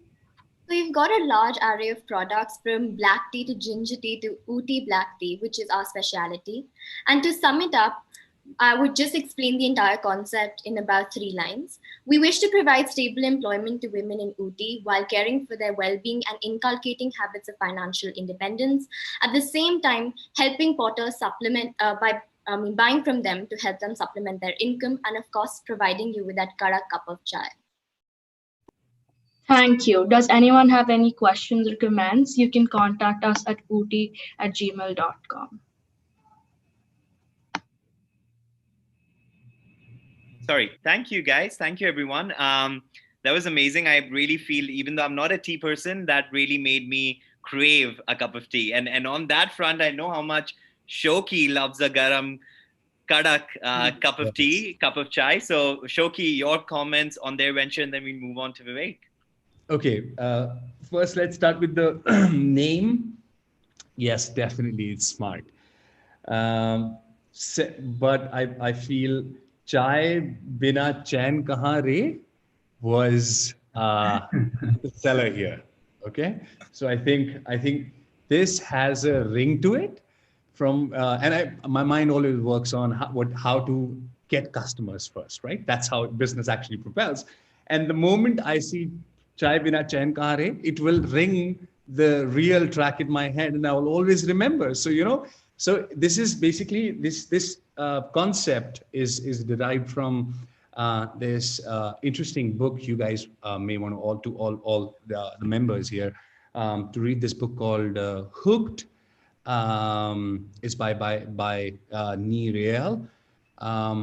This will give you a fantastic idea of how, when you create a product, what sticks, what is the idea. Like, for example, Instagram, right? You use Instagram. Sometimes you just open your phone, look at the Instagram. You don't do anything, just close it back and put it back again, right? So that's basically, and you must have seen Netflix series also on top of that. These are habit forming products. But how does that happen? The whole phenomena is explained in this book. You guys should read it. I think you'll get better ideas in terms of, how can we tighten up the whole product. But all in all, I feel it's a very well thought again presentation. One point there also, because you mentioned, and I also, when I saw the presentation, I think that hook tagline was really amazing. Is there a way they can trademark this, or they can do something about it that if that's so important to their product, the tagline? 100%. If in this category nobody has used this, and you really want to take this forward, just contact one of the chartered accountants and go for it. Just register it at Ooty. Name is great. Tagline supports it completely. Brilliant idea. Like, I love it. I think at the face of it, I mean, from the communication part, where you have already done like half of the piece, and the remaining half is your marketing, how you look at that aspect. But I think overall, loved the idea. There are enough and more tea drinkers in India, so you have enough market, so there is no problem with the market.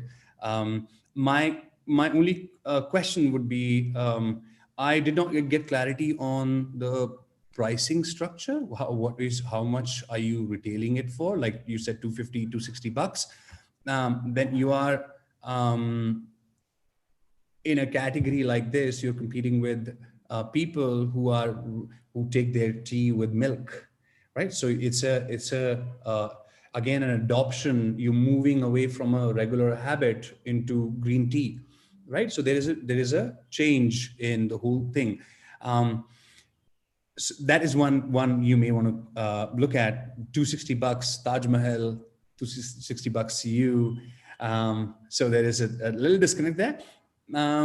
Yeah, I mean that's what I wanted to just point out. Otherwise, great job, guys. Vivek? I agree with Shoki. I think it's a very sort of amazing name, and tagline is pretty awesome too. I think we talked about it a couple of days ago about when I told you about the story thing, and I again like the previous dispensing idea. This also I think has a global appeal. So I would focus on the storytelling a lot, just from the marketing perspective, because you have a good product. My main sort of concern, or my only concern, is the whole. Is it possible to just go through your slide one more time, where you had the transportation cost thing? Never mind. So, anyways, you had this whole transportation breakdown, and you could see your cost for transporting coolers is almost 6 times the cost of transporting tea, but it's you're retailing it at a much lower price. Why do you want to sell coolers? like it's just an added thing. You don't want to bring in one more category wherein you are dealing with a whole another set of people with there's less profit and there's more market cost. I would personally stay away from kulhad initially, just focus on the tea. And kulhad, and this is where one of my sort of sustainable concerns come as well, because I'm not sure once you sort of bake it and make the does it sort of once you break it down after use, does it go back into the mud? Is it reusable? If not, I would stay away from coolers just from a sustainable point of view as well, because it just does not make sense to for a one-time use, transport it, pay such high cost, then just throw it away. I'll just focus on the tea.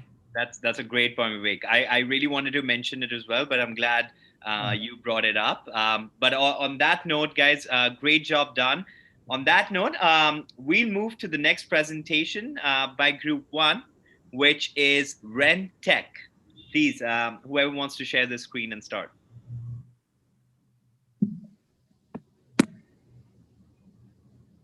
Yeah.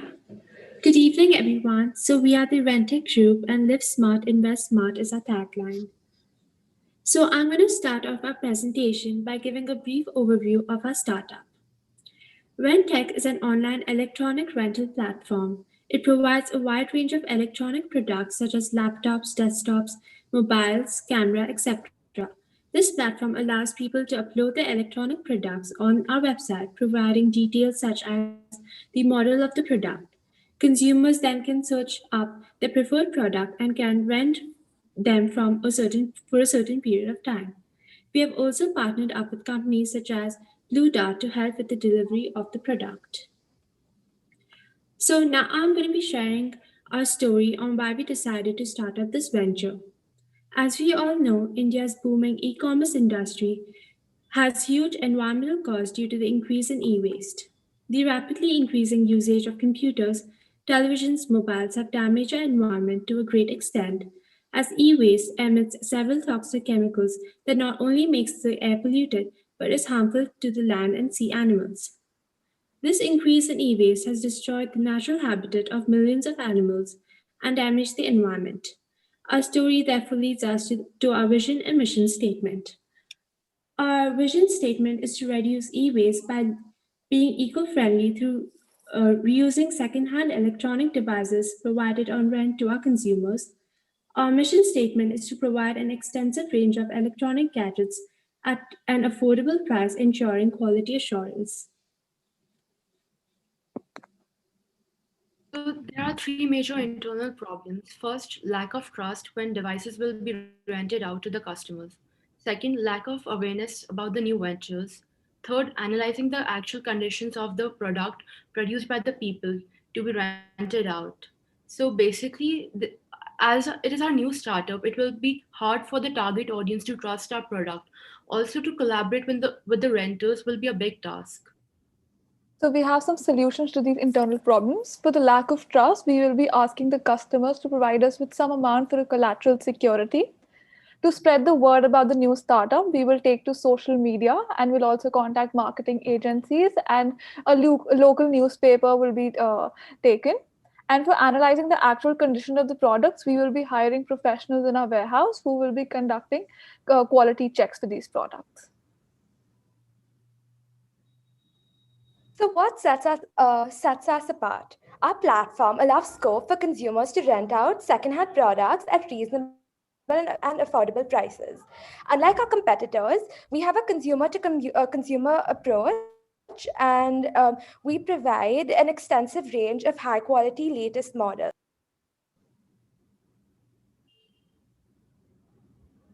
So our main competitors are resellers like Amazon and Chroma, renters like Rentomojo, Renticle, Rentsure, Getty Rent, Rentex, etc.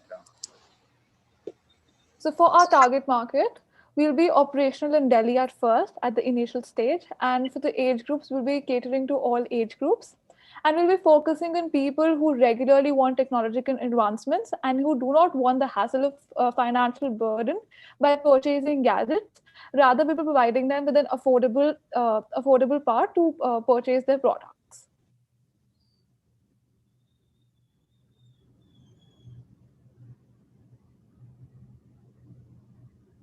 So our units rented in 2020 is 2,000, and we are going to expand it to 4,000 and 8,000 in 2021 and 2022. The maximum assumed price charged for the product is 6.99, and out of that, we will procure 5%.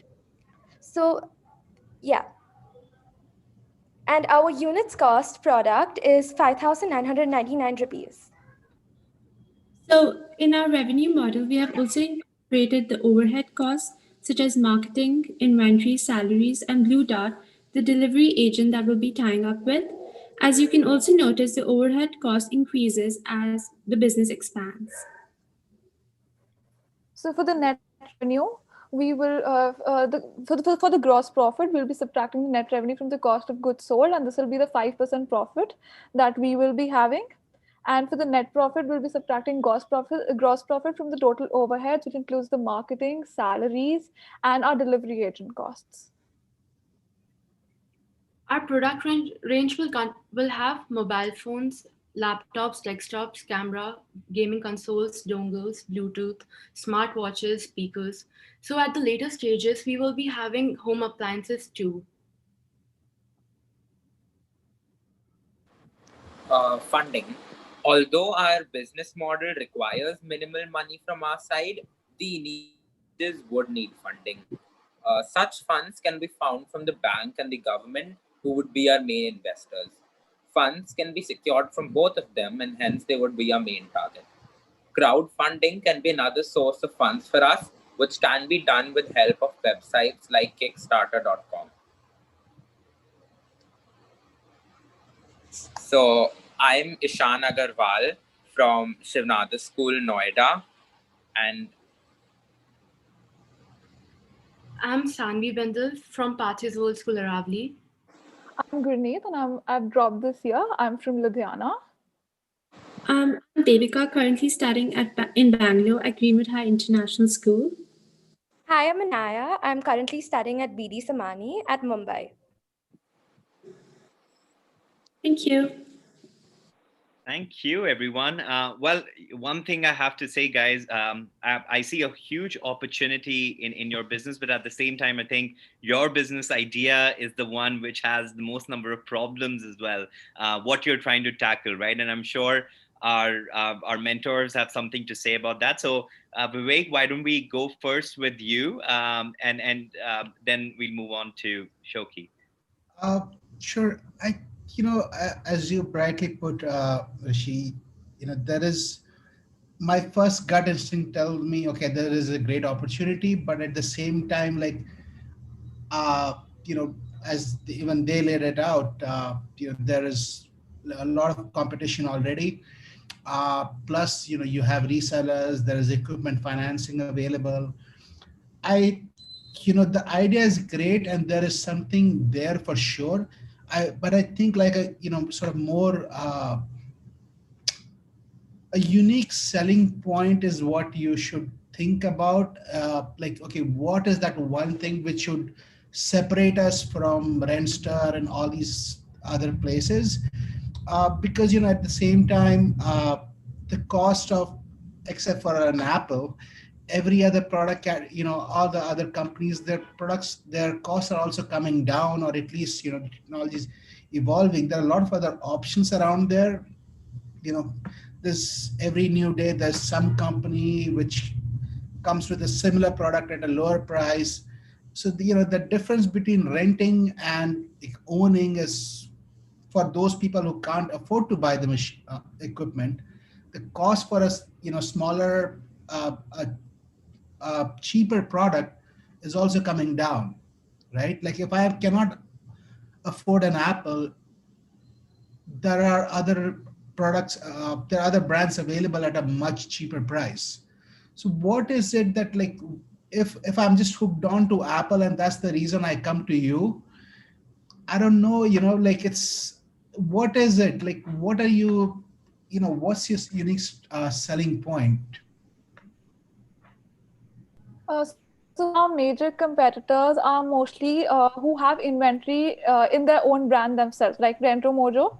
It keeps inventory with itself. But what we're doing is we're going to take it from another consumer, a second-hand product. We're going to take a quality check on it, keep it with ourselves, and then rent it out to another one.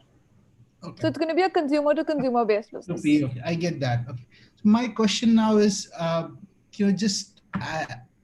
and this is obviously, I hope you know where I'm coming from, is let's assume I want to rent a MacBook Pro from you guys, right? So Shoki has a MacBook Pro which I want to rent. Am I correct in assuming from your that little costing sheet that you had as like I'm gonna be charged roughly around 5,000 rupees per month for that, or? So that was, since we have a number of products, so that was the average cost that we assume to provide a general revenue model. Right. So it can vary upon the brand and the gadget you're asking for. Right. That's what I said. Like just a ballpark. How old it is. Okay.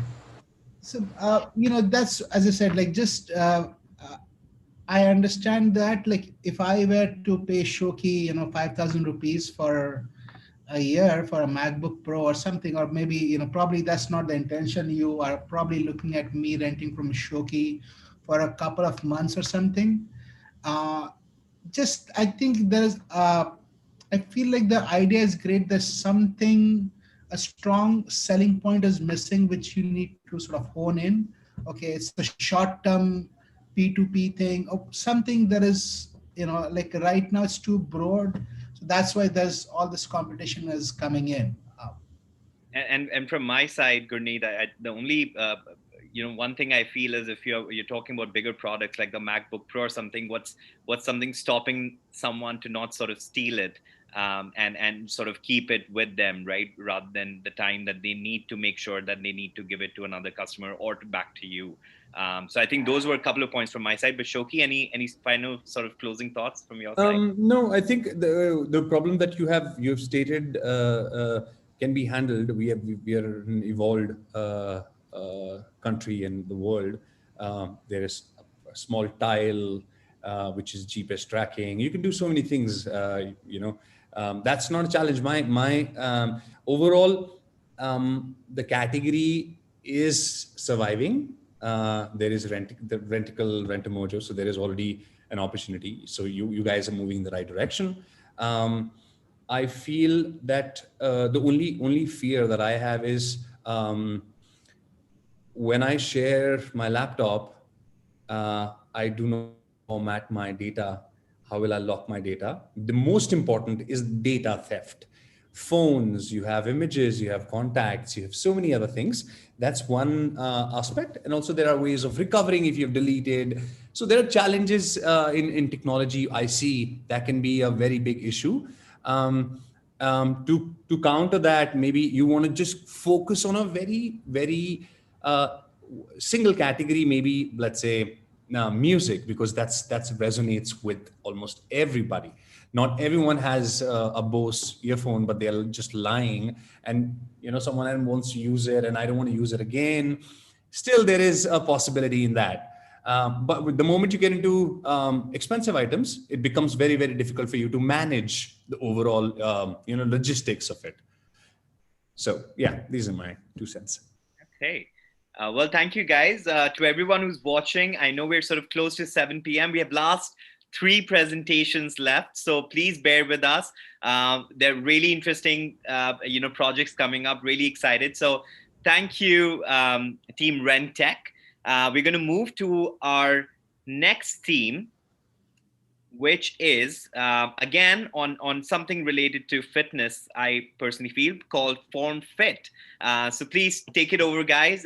Over to you.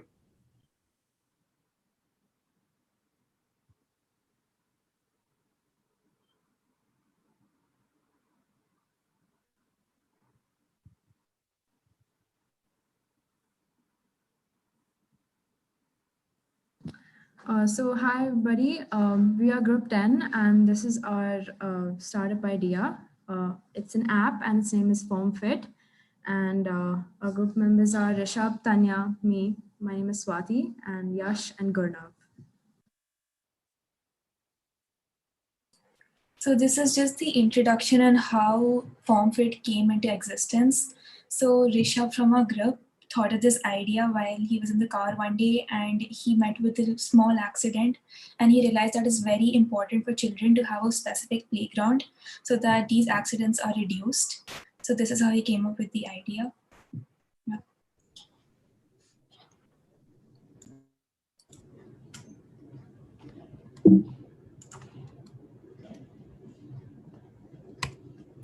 So the problem is the reach and accessibility of sporting facilities in tier 2 and tier 3 cities. It's always been on the toe.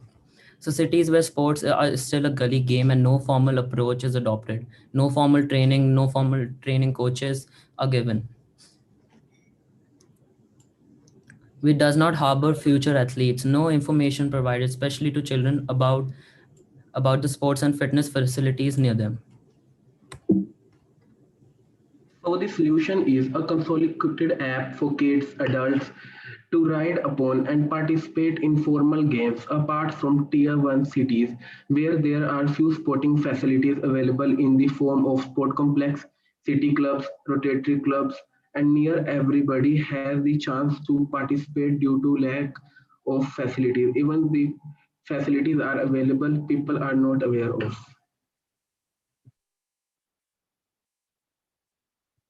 So the audience that we'll be targeting is basically budding athletes, teenagers, children, and also adults who seek professional training, coaching in any form of sport.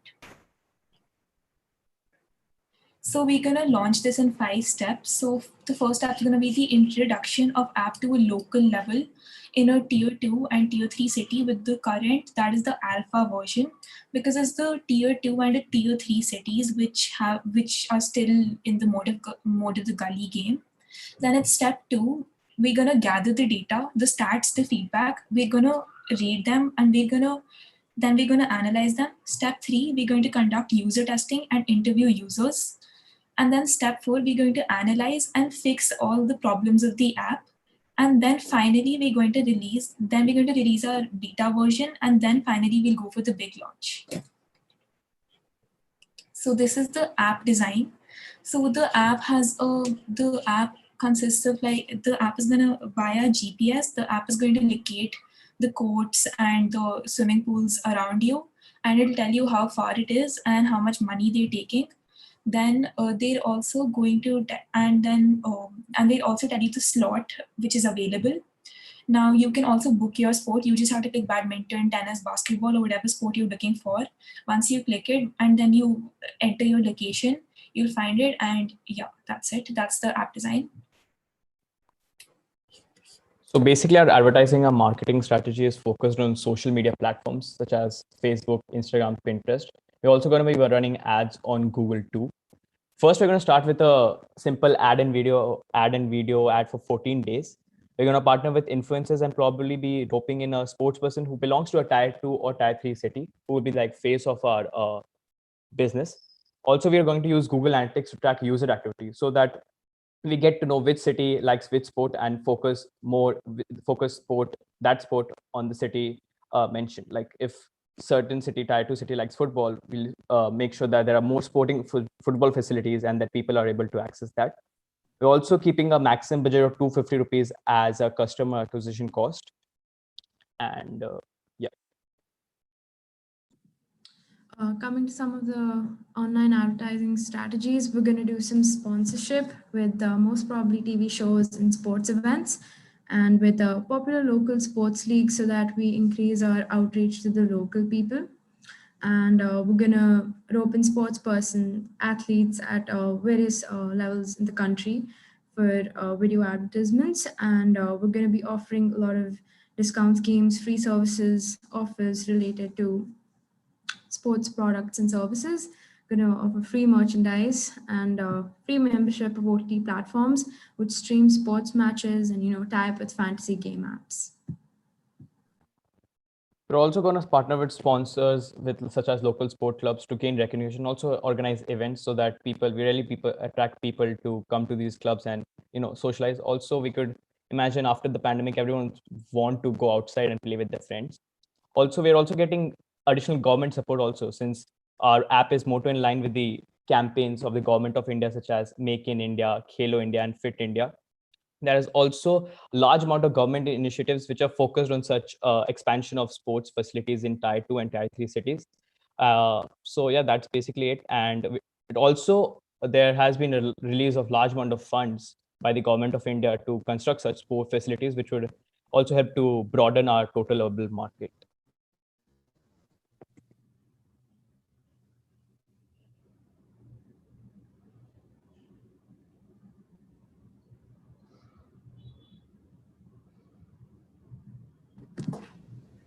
So this is our team. My name is Rishabh Sharma, and I'm studying at the Shriram School, Aravali. My name is Tanya Agarwal, and I'm in grade 10 at the Shriram School, Aravali. My name is Swati, and I'm also in 10th grade at Shriram School, Ravli, Gurugram. My name is Yash, and I'm a 12th grade student at Mount Carmel School. And yeah, jack of no trades, master of nothing. That's my motto. My name is Gurnav. I am from St. Joseph International School. Thank you. Thank you, guys. At this point of time, again, to our mentors, Vivek, you want to take forward? There's not much. I really like the idea. In fact, when I met Gaurav, the squash player, the tennis player, I had the similar idea. It's a great idea. I think it's a great idea. Just, I think, it's a great opportunity. And I do believe, coming from a tier 3, if you may, I think, there is a lack of sports. In general, the mindset is different than it is in maybe a tier 1 city. So there's a huge opportunity there.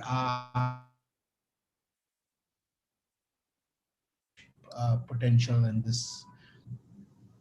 Shoki, you're a budding athlete coming from a small city, small town. What are your thoughts about this? Again, a great opportunity window. Great product, by the way. Again, I love it. All the products. This is amazing that 10th graders and 12th graders developing this kind of thing. I think we didn't even think about it. We used to look at how should we get the grades right first, right? You guys thinking about creating ideas, thinking out of the box. It's amazing. There is a huge opportunity in this space. Yes, government is open to the idea of all such activities. And also it brings pride to the country. Like when you look at sports, like it's one of the most important aspect, which was now with globalization, we see more and more people are more keen on, putting their kids in sports, balancing the academic and the sports side of it. So I think product wise, I have no confusion. It's ready to go out there. Things you may want to look at is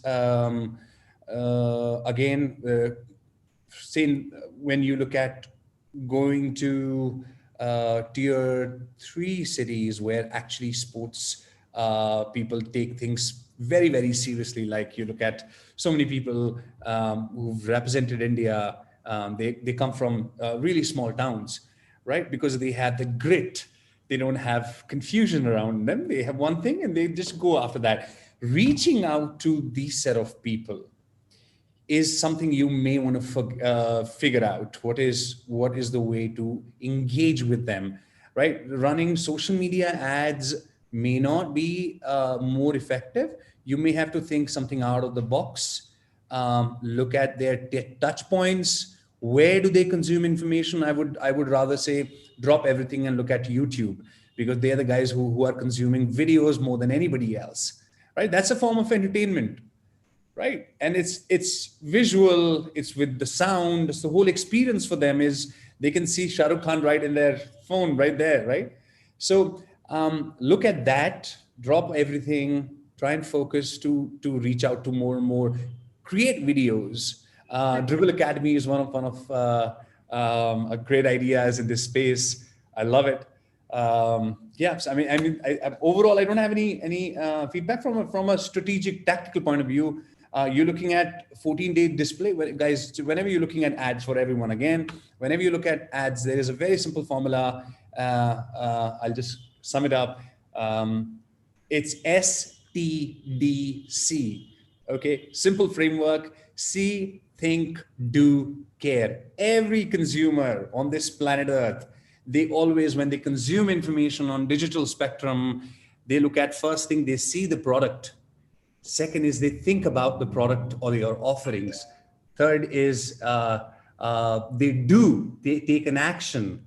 And last is they demand care, right? If you put every customer based on these four segmentation, any form of marketing will work, right? So this is for all of you.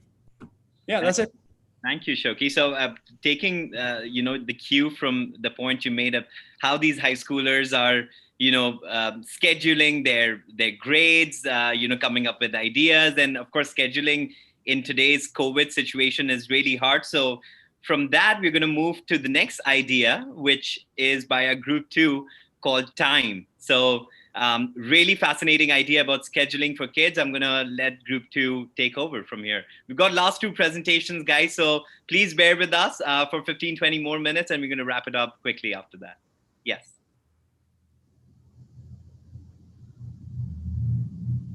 Hi, right. So we are Time, and what we aim to do is optimize online education. So we're a generation that has the world at our fingertips. We've grown up multitasking, shifting from one thing to another, constantly trying to do something new, something else. In the current situation, with the world thrown into turmoil because of the coronavirus, we've also had to adapt to online learning. So what exactly happens when you take a bunch of teenagers, hand them devices with apps like Instagram and Pinterest competing for our attention, and tell us instead to focus on our studies? The divided attention doesn't really come as such a surprise. Because see, it's difficult, right? Not everyone has a knack for planning and scheduling, and more assignments than ever are being thrown at us. It's easy to get overwhelmed, feel stressed. We feel distracted, disorganized, unproductive, and unsystematic, which only makes us feel worse. And that's the problem that we want to solve. So if I had to sum up what we are in 2 lines, we are the essential companion to assist you in online learning. We are the easiest and most convenient way to manage your time. We help you become productive, efficient, and this is also effortless because it takes minimum effort from your side. We just require some information and we provide you with the best solution. Our current features include a smart scheduler, a student forum, and a social initiative. The smart scheduler. You connect your Google Classroom, Microsoft Teams account, which has your assignments, tests, due dates, etc. Or you can even manually input this data. And you also put in some information about yourself. How many hours are you willing to put in daily? What time do you prefer? How much time does it take you on average to solve your assignments? And that's it. We give you a customizable, personalized schedule, which you can use to get through your day efficiently with breaks, and it just makes you feel a lot better and less stressed about your day. Next. We also have a student forum, which allows you to connect to other students, teachers, and even us, so you can give us feedback about our platform, what you want us to change about it. We think that this is really helpful because not only are other students sometimes the best people to teach you, but also you can discuss things like the new syllabus, how you're stressed about board examinations, etc. Which, because they're also in the same boat as you, right? We're all in the same boat. We're all students. Yeah. At the end of every school year, I've always seen that I have textbooks, notes, stationaries, uniforms that just lie there and aren't being used. And a lot of times it becomes very difficult to be able to donate them, to find someone who wants them. And that's something that we also want to do. We want to use these resources that you have, that you aren't using, and give them to underprivileged children who can use these and benefit from these. Eventually, as we grow more and we start earning more, we will also hope to match your donations, which is something as how we can do good together. So we've been sitting in this for 2 hours, right? And even though we've had some incredible and amazing presentations, it gets easy to get distracted. Like when my best friend messaged me, I did want to see what the message was. So focus zone is when for a set amount of time, all your notifications will be blocked. You can't open the apps that you will select earlier, that I won't be able to open all of these. This allows you to concentrate and give your full attention to the task at hand and eliminate any and every distraction. Marketing. Picking the right audience and the correct way of executing is a key way to have a great startup. Our product, our website is an educational website. So our main audience is, of course, students from all grades, from grade 7th to 12th, and even college students are our audience. We also have a focus on schools, as we build contracts with the schools for helping them, and also better education for them, as teachers and students can both collaborate by the features that Navya told us. So it's a both mix and match for students and schools. One new thing that we thought of was including the parents. Parents are often left out on what the child is doing in these online classes, because like most of the time we are on a screen. So like you don't know, like, are we using Instagram, or are we literally doing assignments? So like we have an option like, where you can log in as a parent and then check what your child is doing, like how much time he's spending on doing his assignments and doing all other stuffs.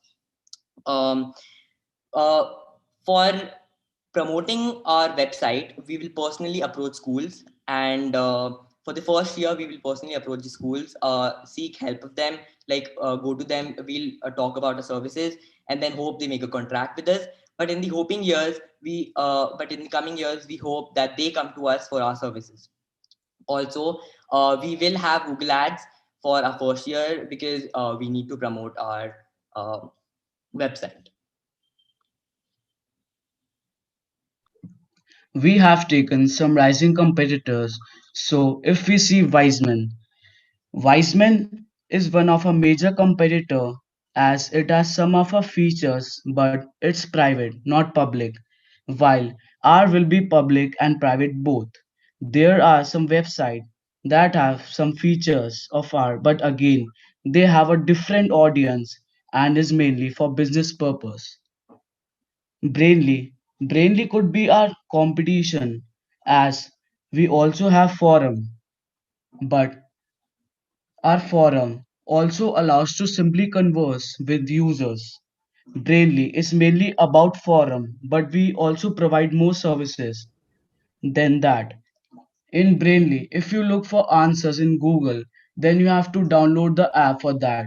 So most of the people who are looking for quick answers will definitely leave the website and join another website.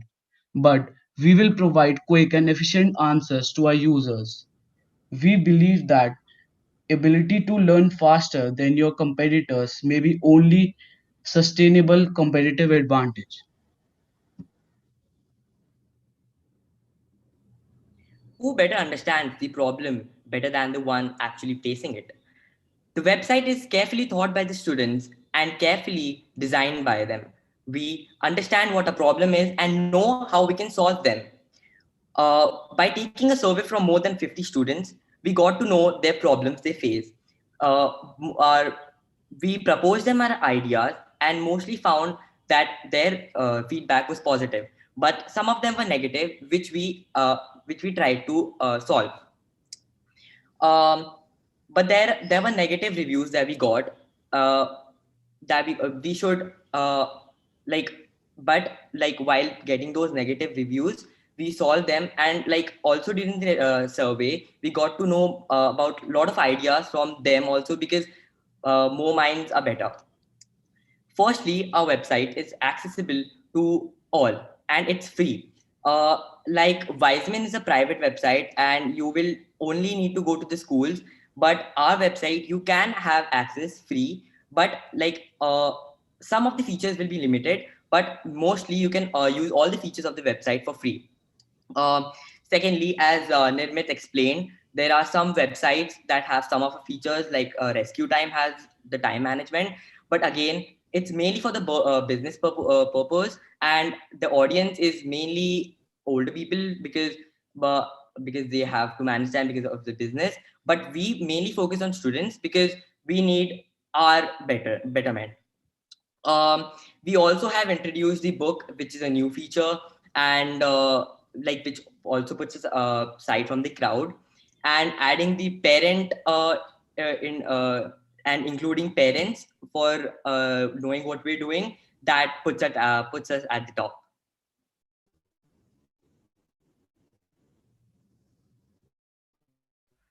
Now in this slide, we bring to light our financial model, both the revenue and how we plan to collect capital, and also the expenditure cash we are going to need for us to produce our service and intersect with our objectives and goals.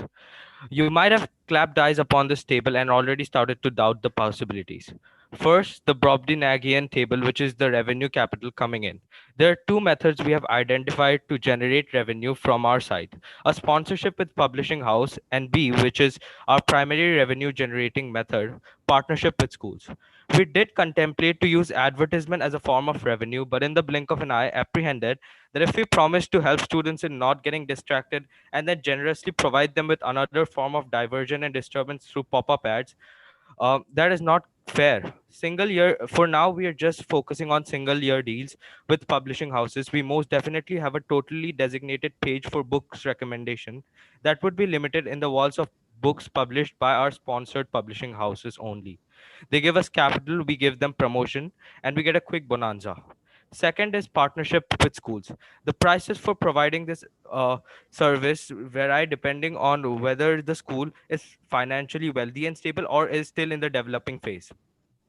The prices for we plan to target at least 5 of these stable and wealthy schools, while also trying to target 10 of these still developing and still improving schools. The table beside that, the minuscule table, talks about the expenditure which are hiring recruits to code and keep ameliorating our websites, since none of us are slick coders. Buying a domain and putting up Google ads up in our sites are also expenditures we need to invest in. We plan to gather up to 2 lakhs through bootstrapping and take 10 lakh small business loan from a top-notch bank. Now, if we do the maths, a targeted we comprehend there's a lot of information, numerical statistic data in the table, but if we do all the mathematics with the number of users we plan to contact, it nearly results in of a 90 lakhs 50,000 profit during doing the approximation. We grasp that this might sound like a capacious reach, but considering the market urgency for a service like this, and even if the pandemic ends, the introduction to online learning and the need for an online portal, considering the efficiency and benefits it provides to students, teachers, and the environment, we believe this is a realistic approach.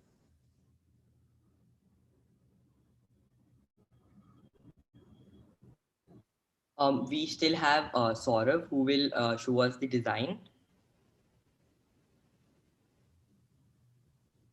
So this is a website that we basically our team created, and this is gonna be a simple to use website. Each time like somebody accesses our website for some resources, they're not gonna face much difficulty in like using this website as it's designed in a simple way. So um, there's gonna be events that's different events that's gonna be coming up in our website, and the notification will be here, and students can, or maybe someone, or maybe individuals who visit the website can participate in this in these different events. So there's gonna be like this is just for example, but then there's gonna be events like seminar with teachers, discussion, doubt clearing sessions with teachers, or something like that. And also each day, or perhaps each week there's going to be videos uploaded relating to some sort of subject like English, perhaps science. There's going to be different videos on which students can get access to, and they can like look it up for like learning different things. Also, like there's gonna be like online appointment portal with the teachers here, so it's free, and like it's gonna be about 2-3 hours. So this is where like the online portal will be coming soon, and then students can come here and register that. I'm just gonna show you like the appointment thing. So this is called the smart scheduler that we're gonna be putting in. This is the 2 hour duration that's gonna be there, and this is for educational resource, of course. But then it's absolutely free to access, and anyone can access that to clear the doubts from teachers who might volunteer with us. And then there's gonna be obviously this is gonna be a Zoom meeting. So there's gonna be a Zoom meeting link in which students have to go, and I think that's pretty much basically like the features that we have in our website. And also like by 2024, when our website like if it grows much, we're planning to make it international.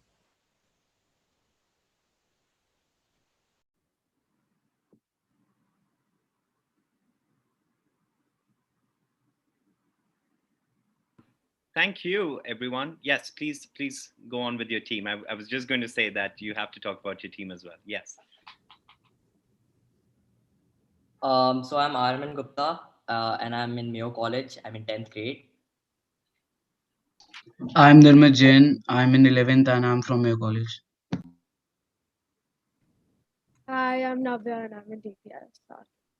I'm Saurav Deb, and I'm in 11th grade from BK Bajoria School. I'm Mayuk and I'm from Pathways World School, Aravali. Thank you, everyone. Something I feel we really need in today's stressful environment for students. So thoughts by you, Vivek and Shoki, starting with you, Vivek. No, I I feel like it's a great product and a great idea, but as I think as Shoki mentioned earlier, how Amazon started as a bookseller. Even back home, when Flipkart started back in 2009 or 10, they started with just selling books. Replicating Amazon's idea. I think individually, every segment is a really good idea. Like you have the donation part, giving back to the society. Where the feature where you can sort of block other apps while you're focusing. Individually, every idea is a great, but I, this is probably me. I just feel like there's just uh, lot of additions to one idea where when you're trying to sell singularity, you are putting it so much in there. You know what I mean? It's just there's just too much going on for somebody who's trying to sell focus. It's just I feel like this. You need to first pick your battles. Just pick one selling point. Like, okay, we are gonna be either a give back thing or a focus thing or something, and then sort of start adding value as you grow rather than trying to cater to everybody at one go. But as I said, individually, all the ideas are really great. Shoki? Yeah, so as Vivek said, similar thought process. Yeah, like I feel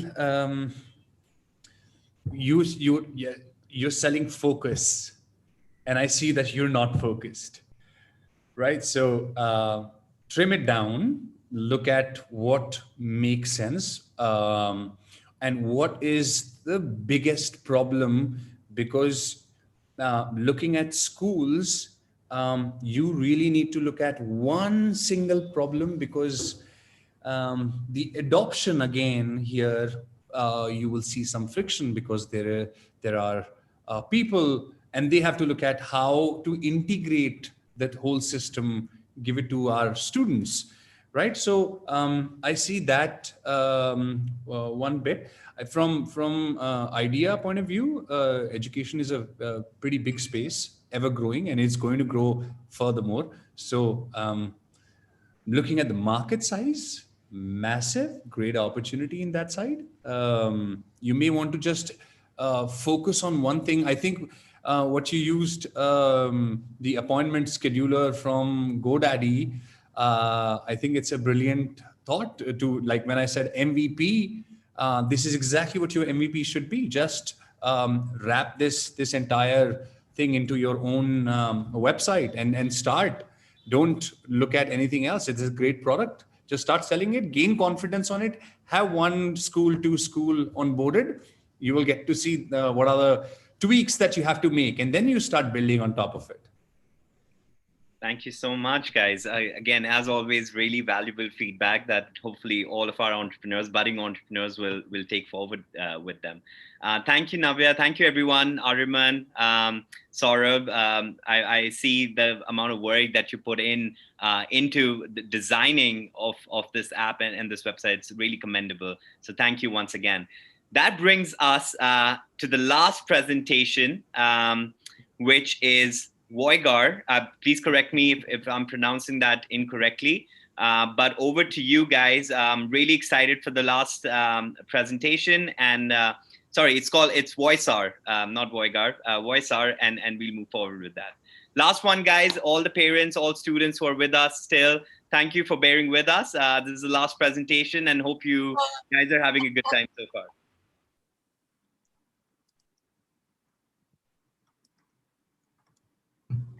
Okay, so hello everybody. We are Group A. So today me, Urjit, Sambhav, Veda, Yash, and Ayush will be presenting our business idea of a fashion app named Voicer.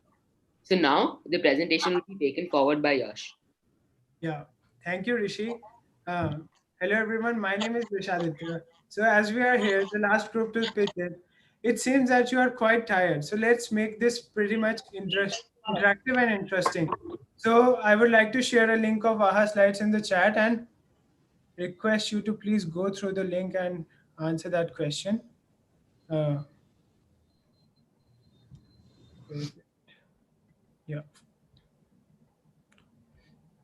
Wait a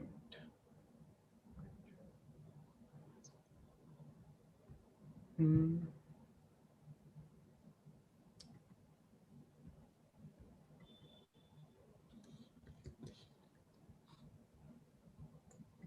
Sorry to delay. Yeah.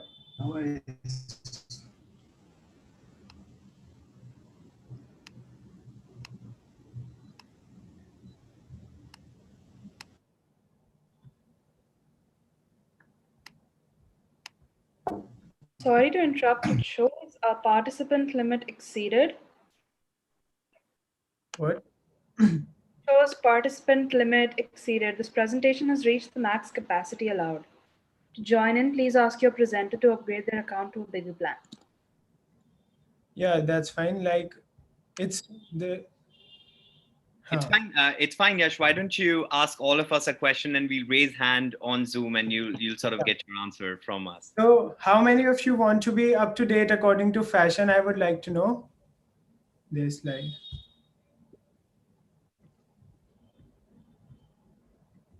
Comment in the chat like yes or no.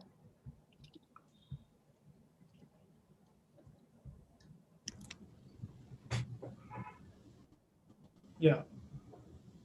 So, okay, that's great. Let me, like most of the people said yes.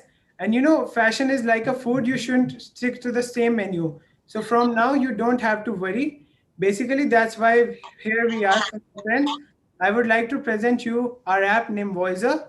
So as you are eager to know about the further details of the app, I would like Veda to speak about it. So Veda, all yours. Good evening, everybody. Good evening, Veda. So,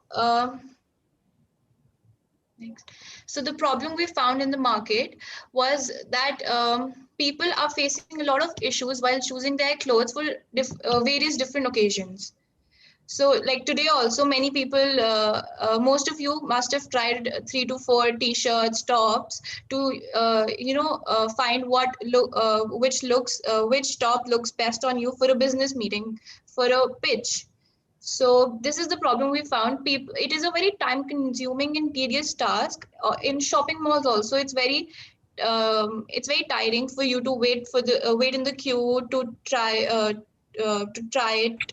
So the solution to this problem is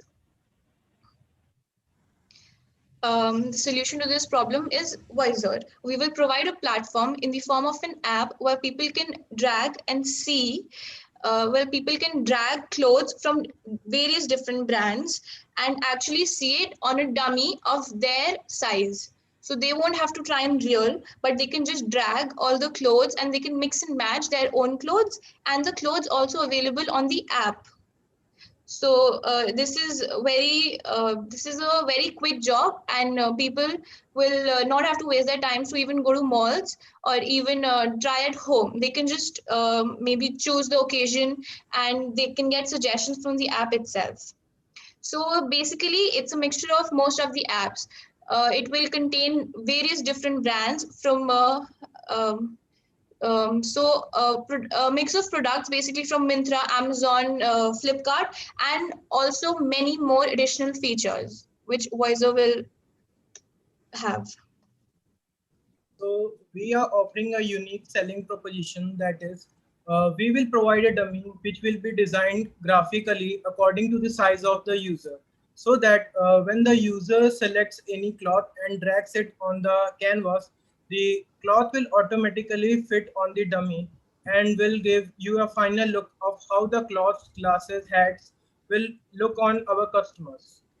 The app would also have a community forum in which the users would tackle each other's problem and provide relevant answers and gain reward points.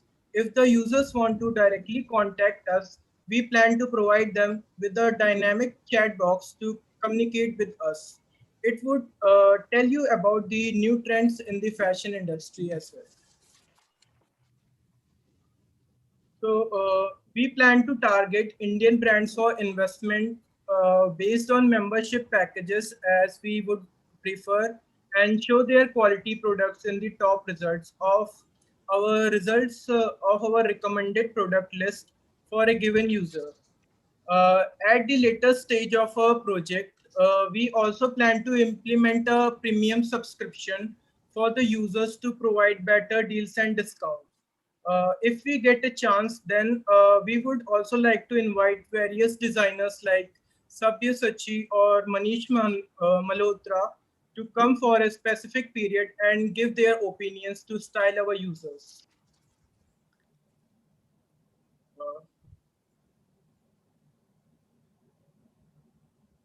Next.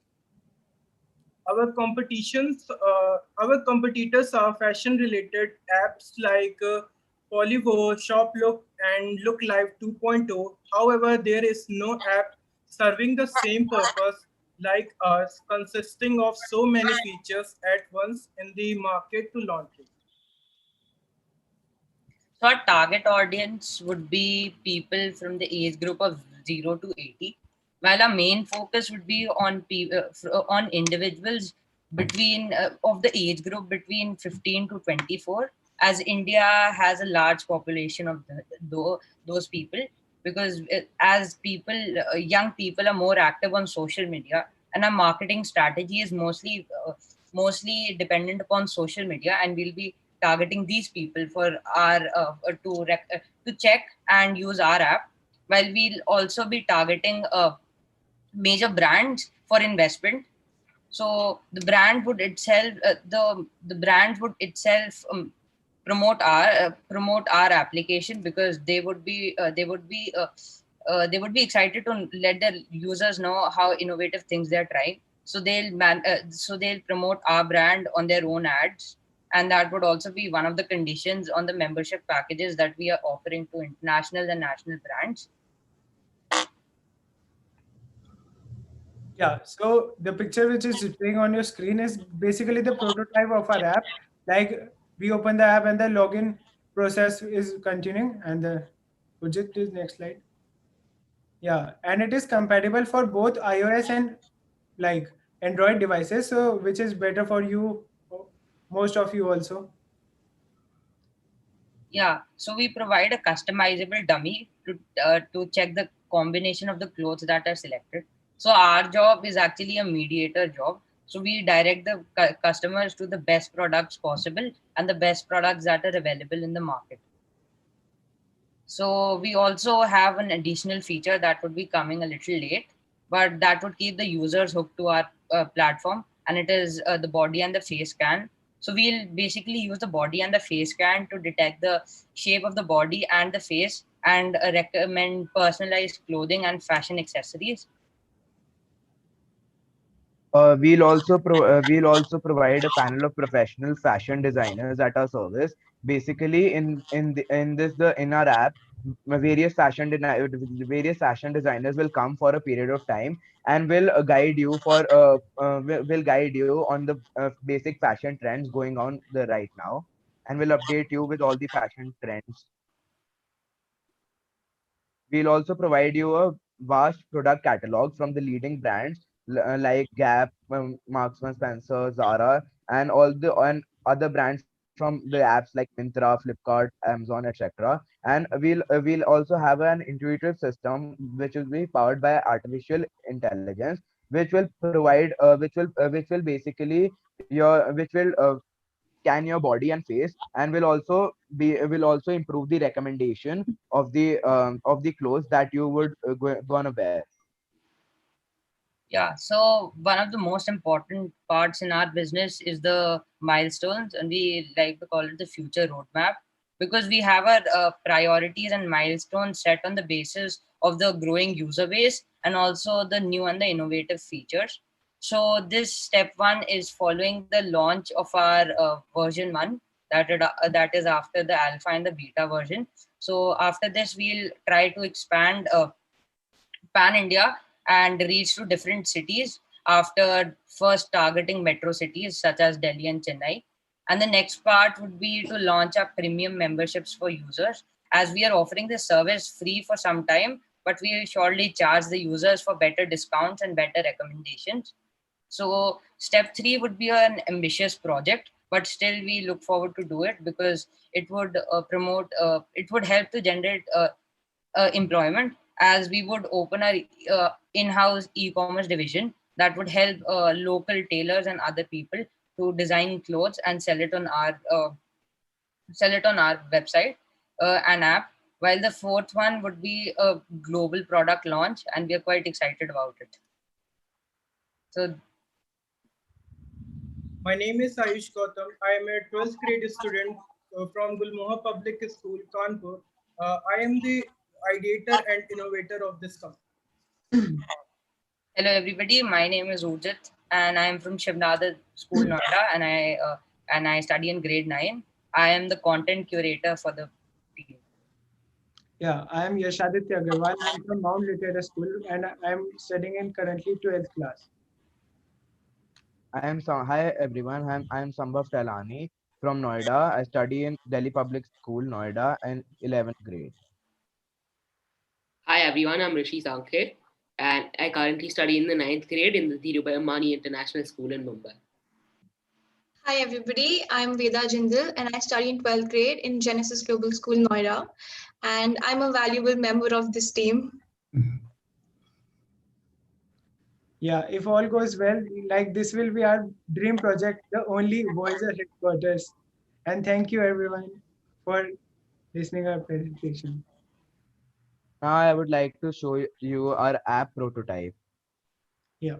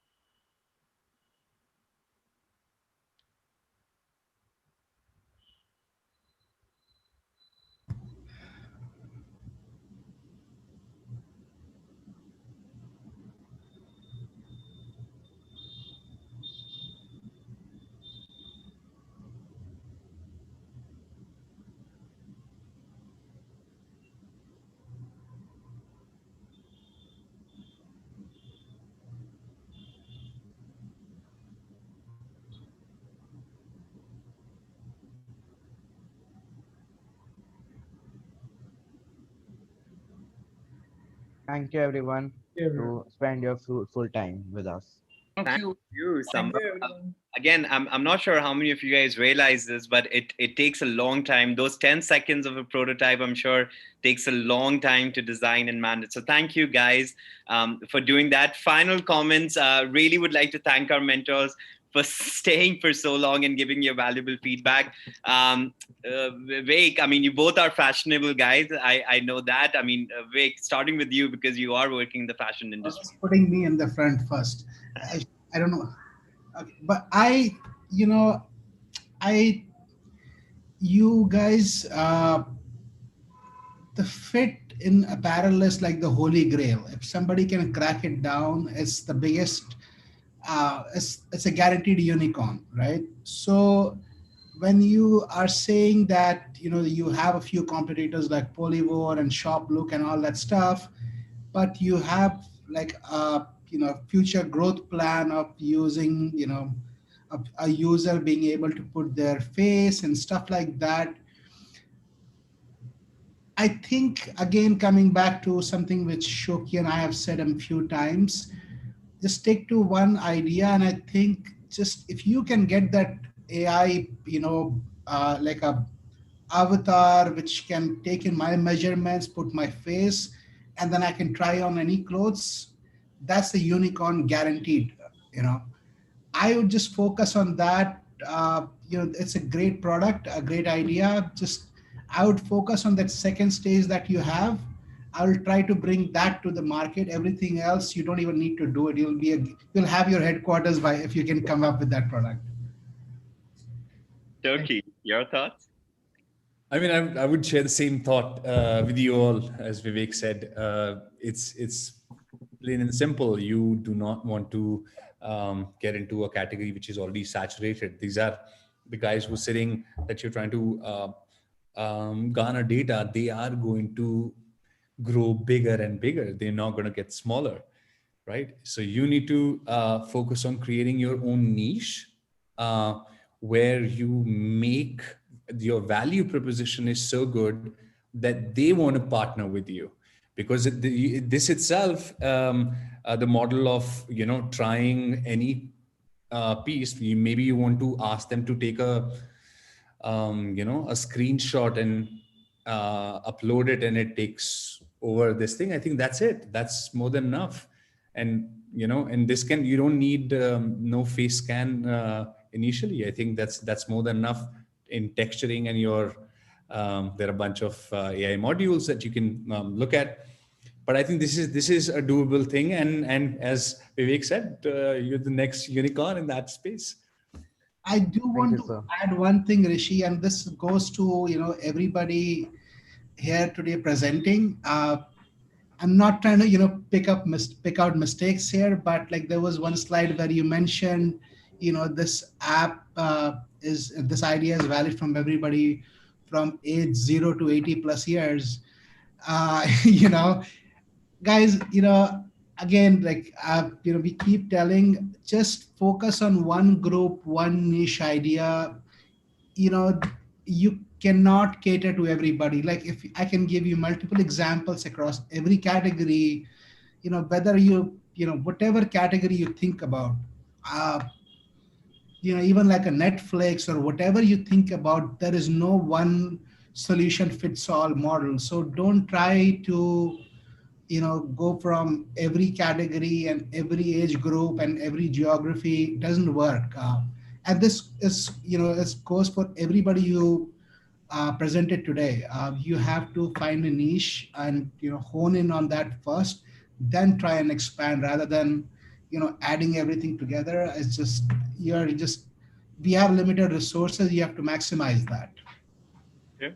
Thank you. I mean, we talked a lot about this, and I think one really good, one of our mentors presented this project, and it said, if you're trying to sell to everybody, you won't sell to anybody, right? And so go with that mindset. Of course, always look at, you know, your customer base, that one niche that you're going after, and make it big over there, and then try to move on to sort of other sectors or, you know, other target audiences. On that note, that brings us to the conclusion of this pitch day today.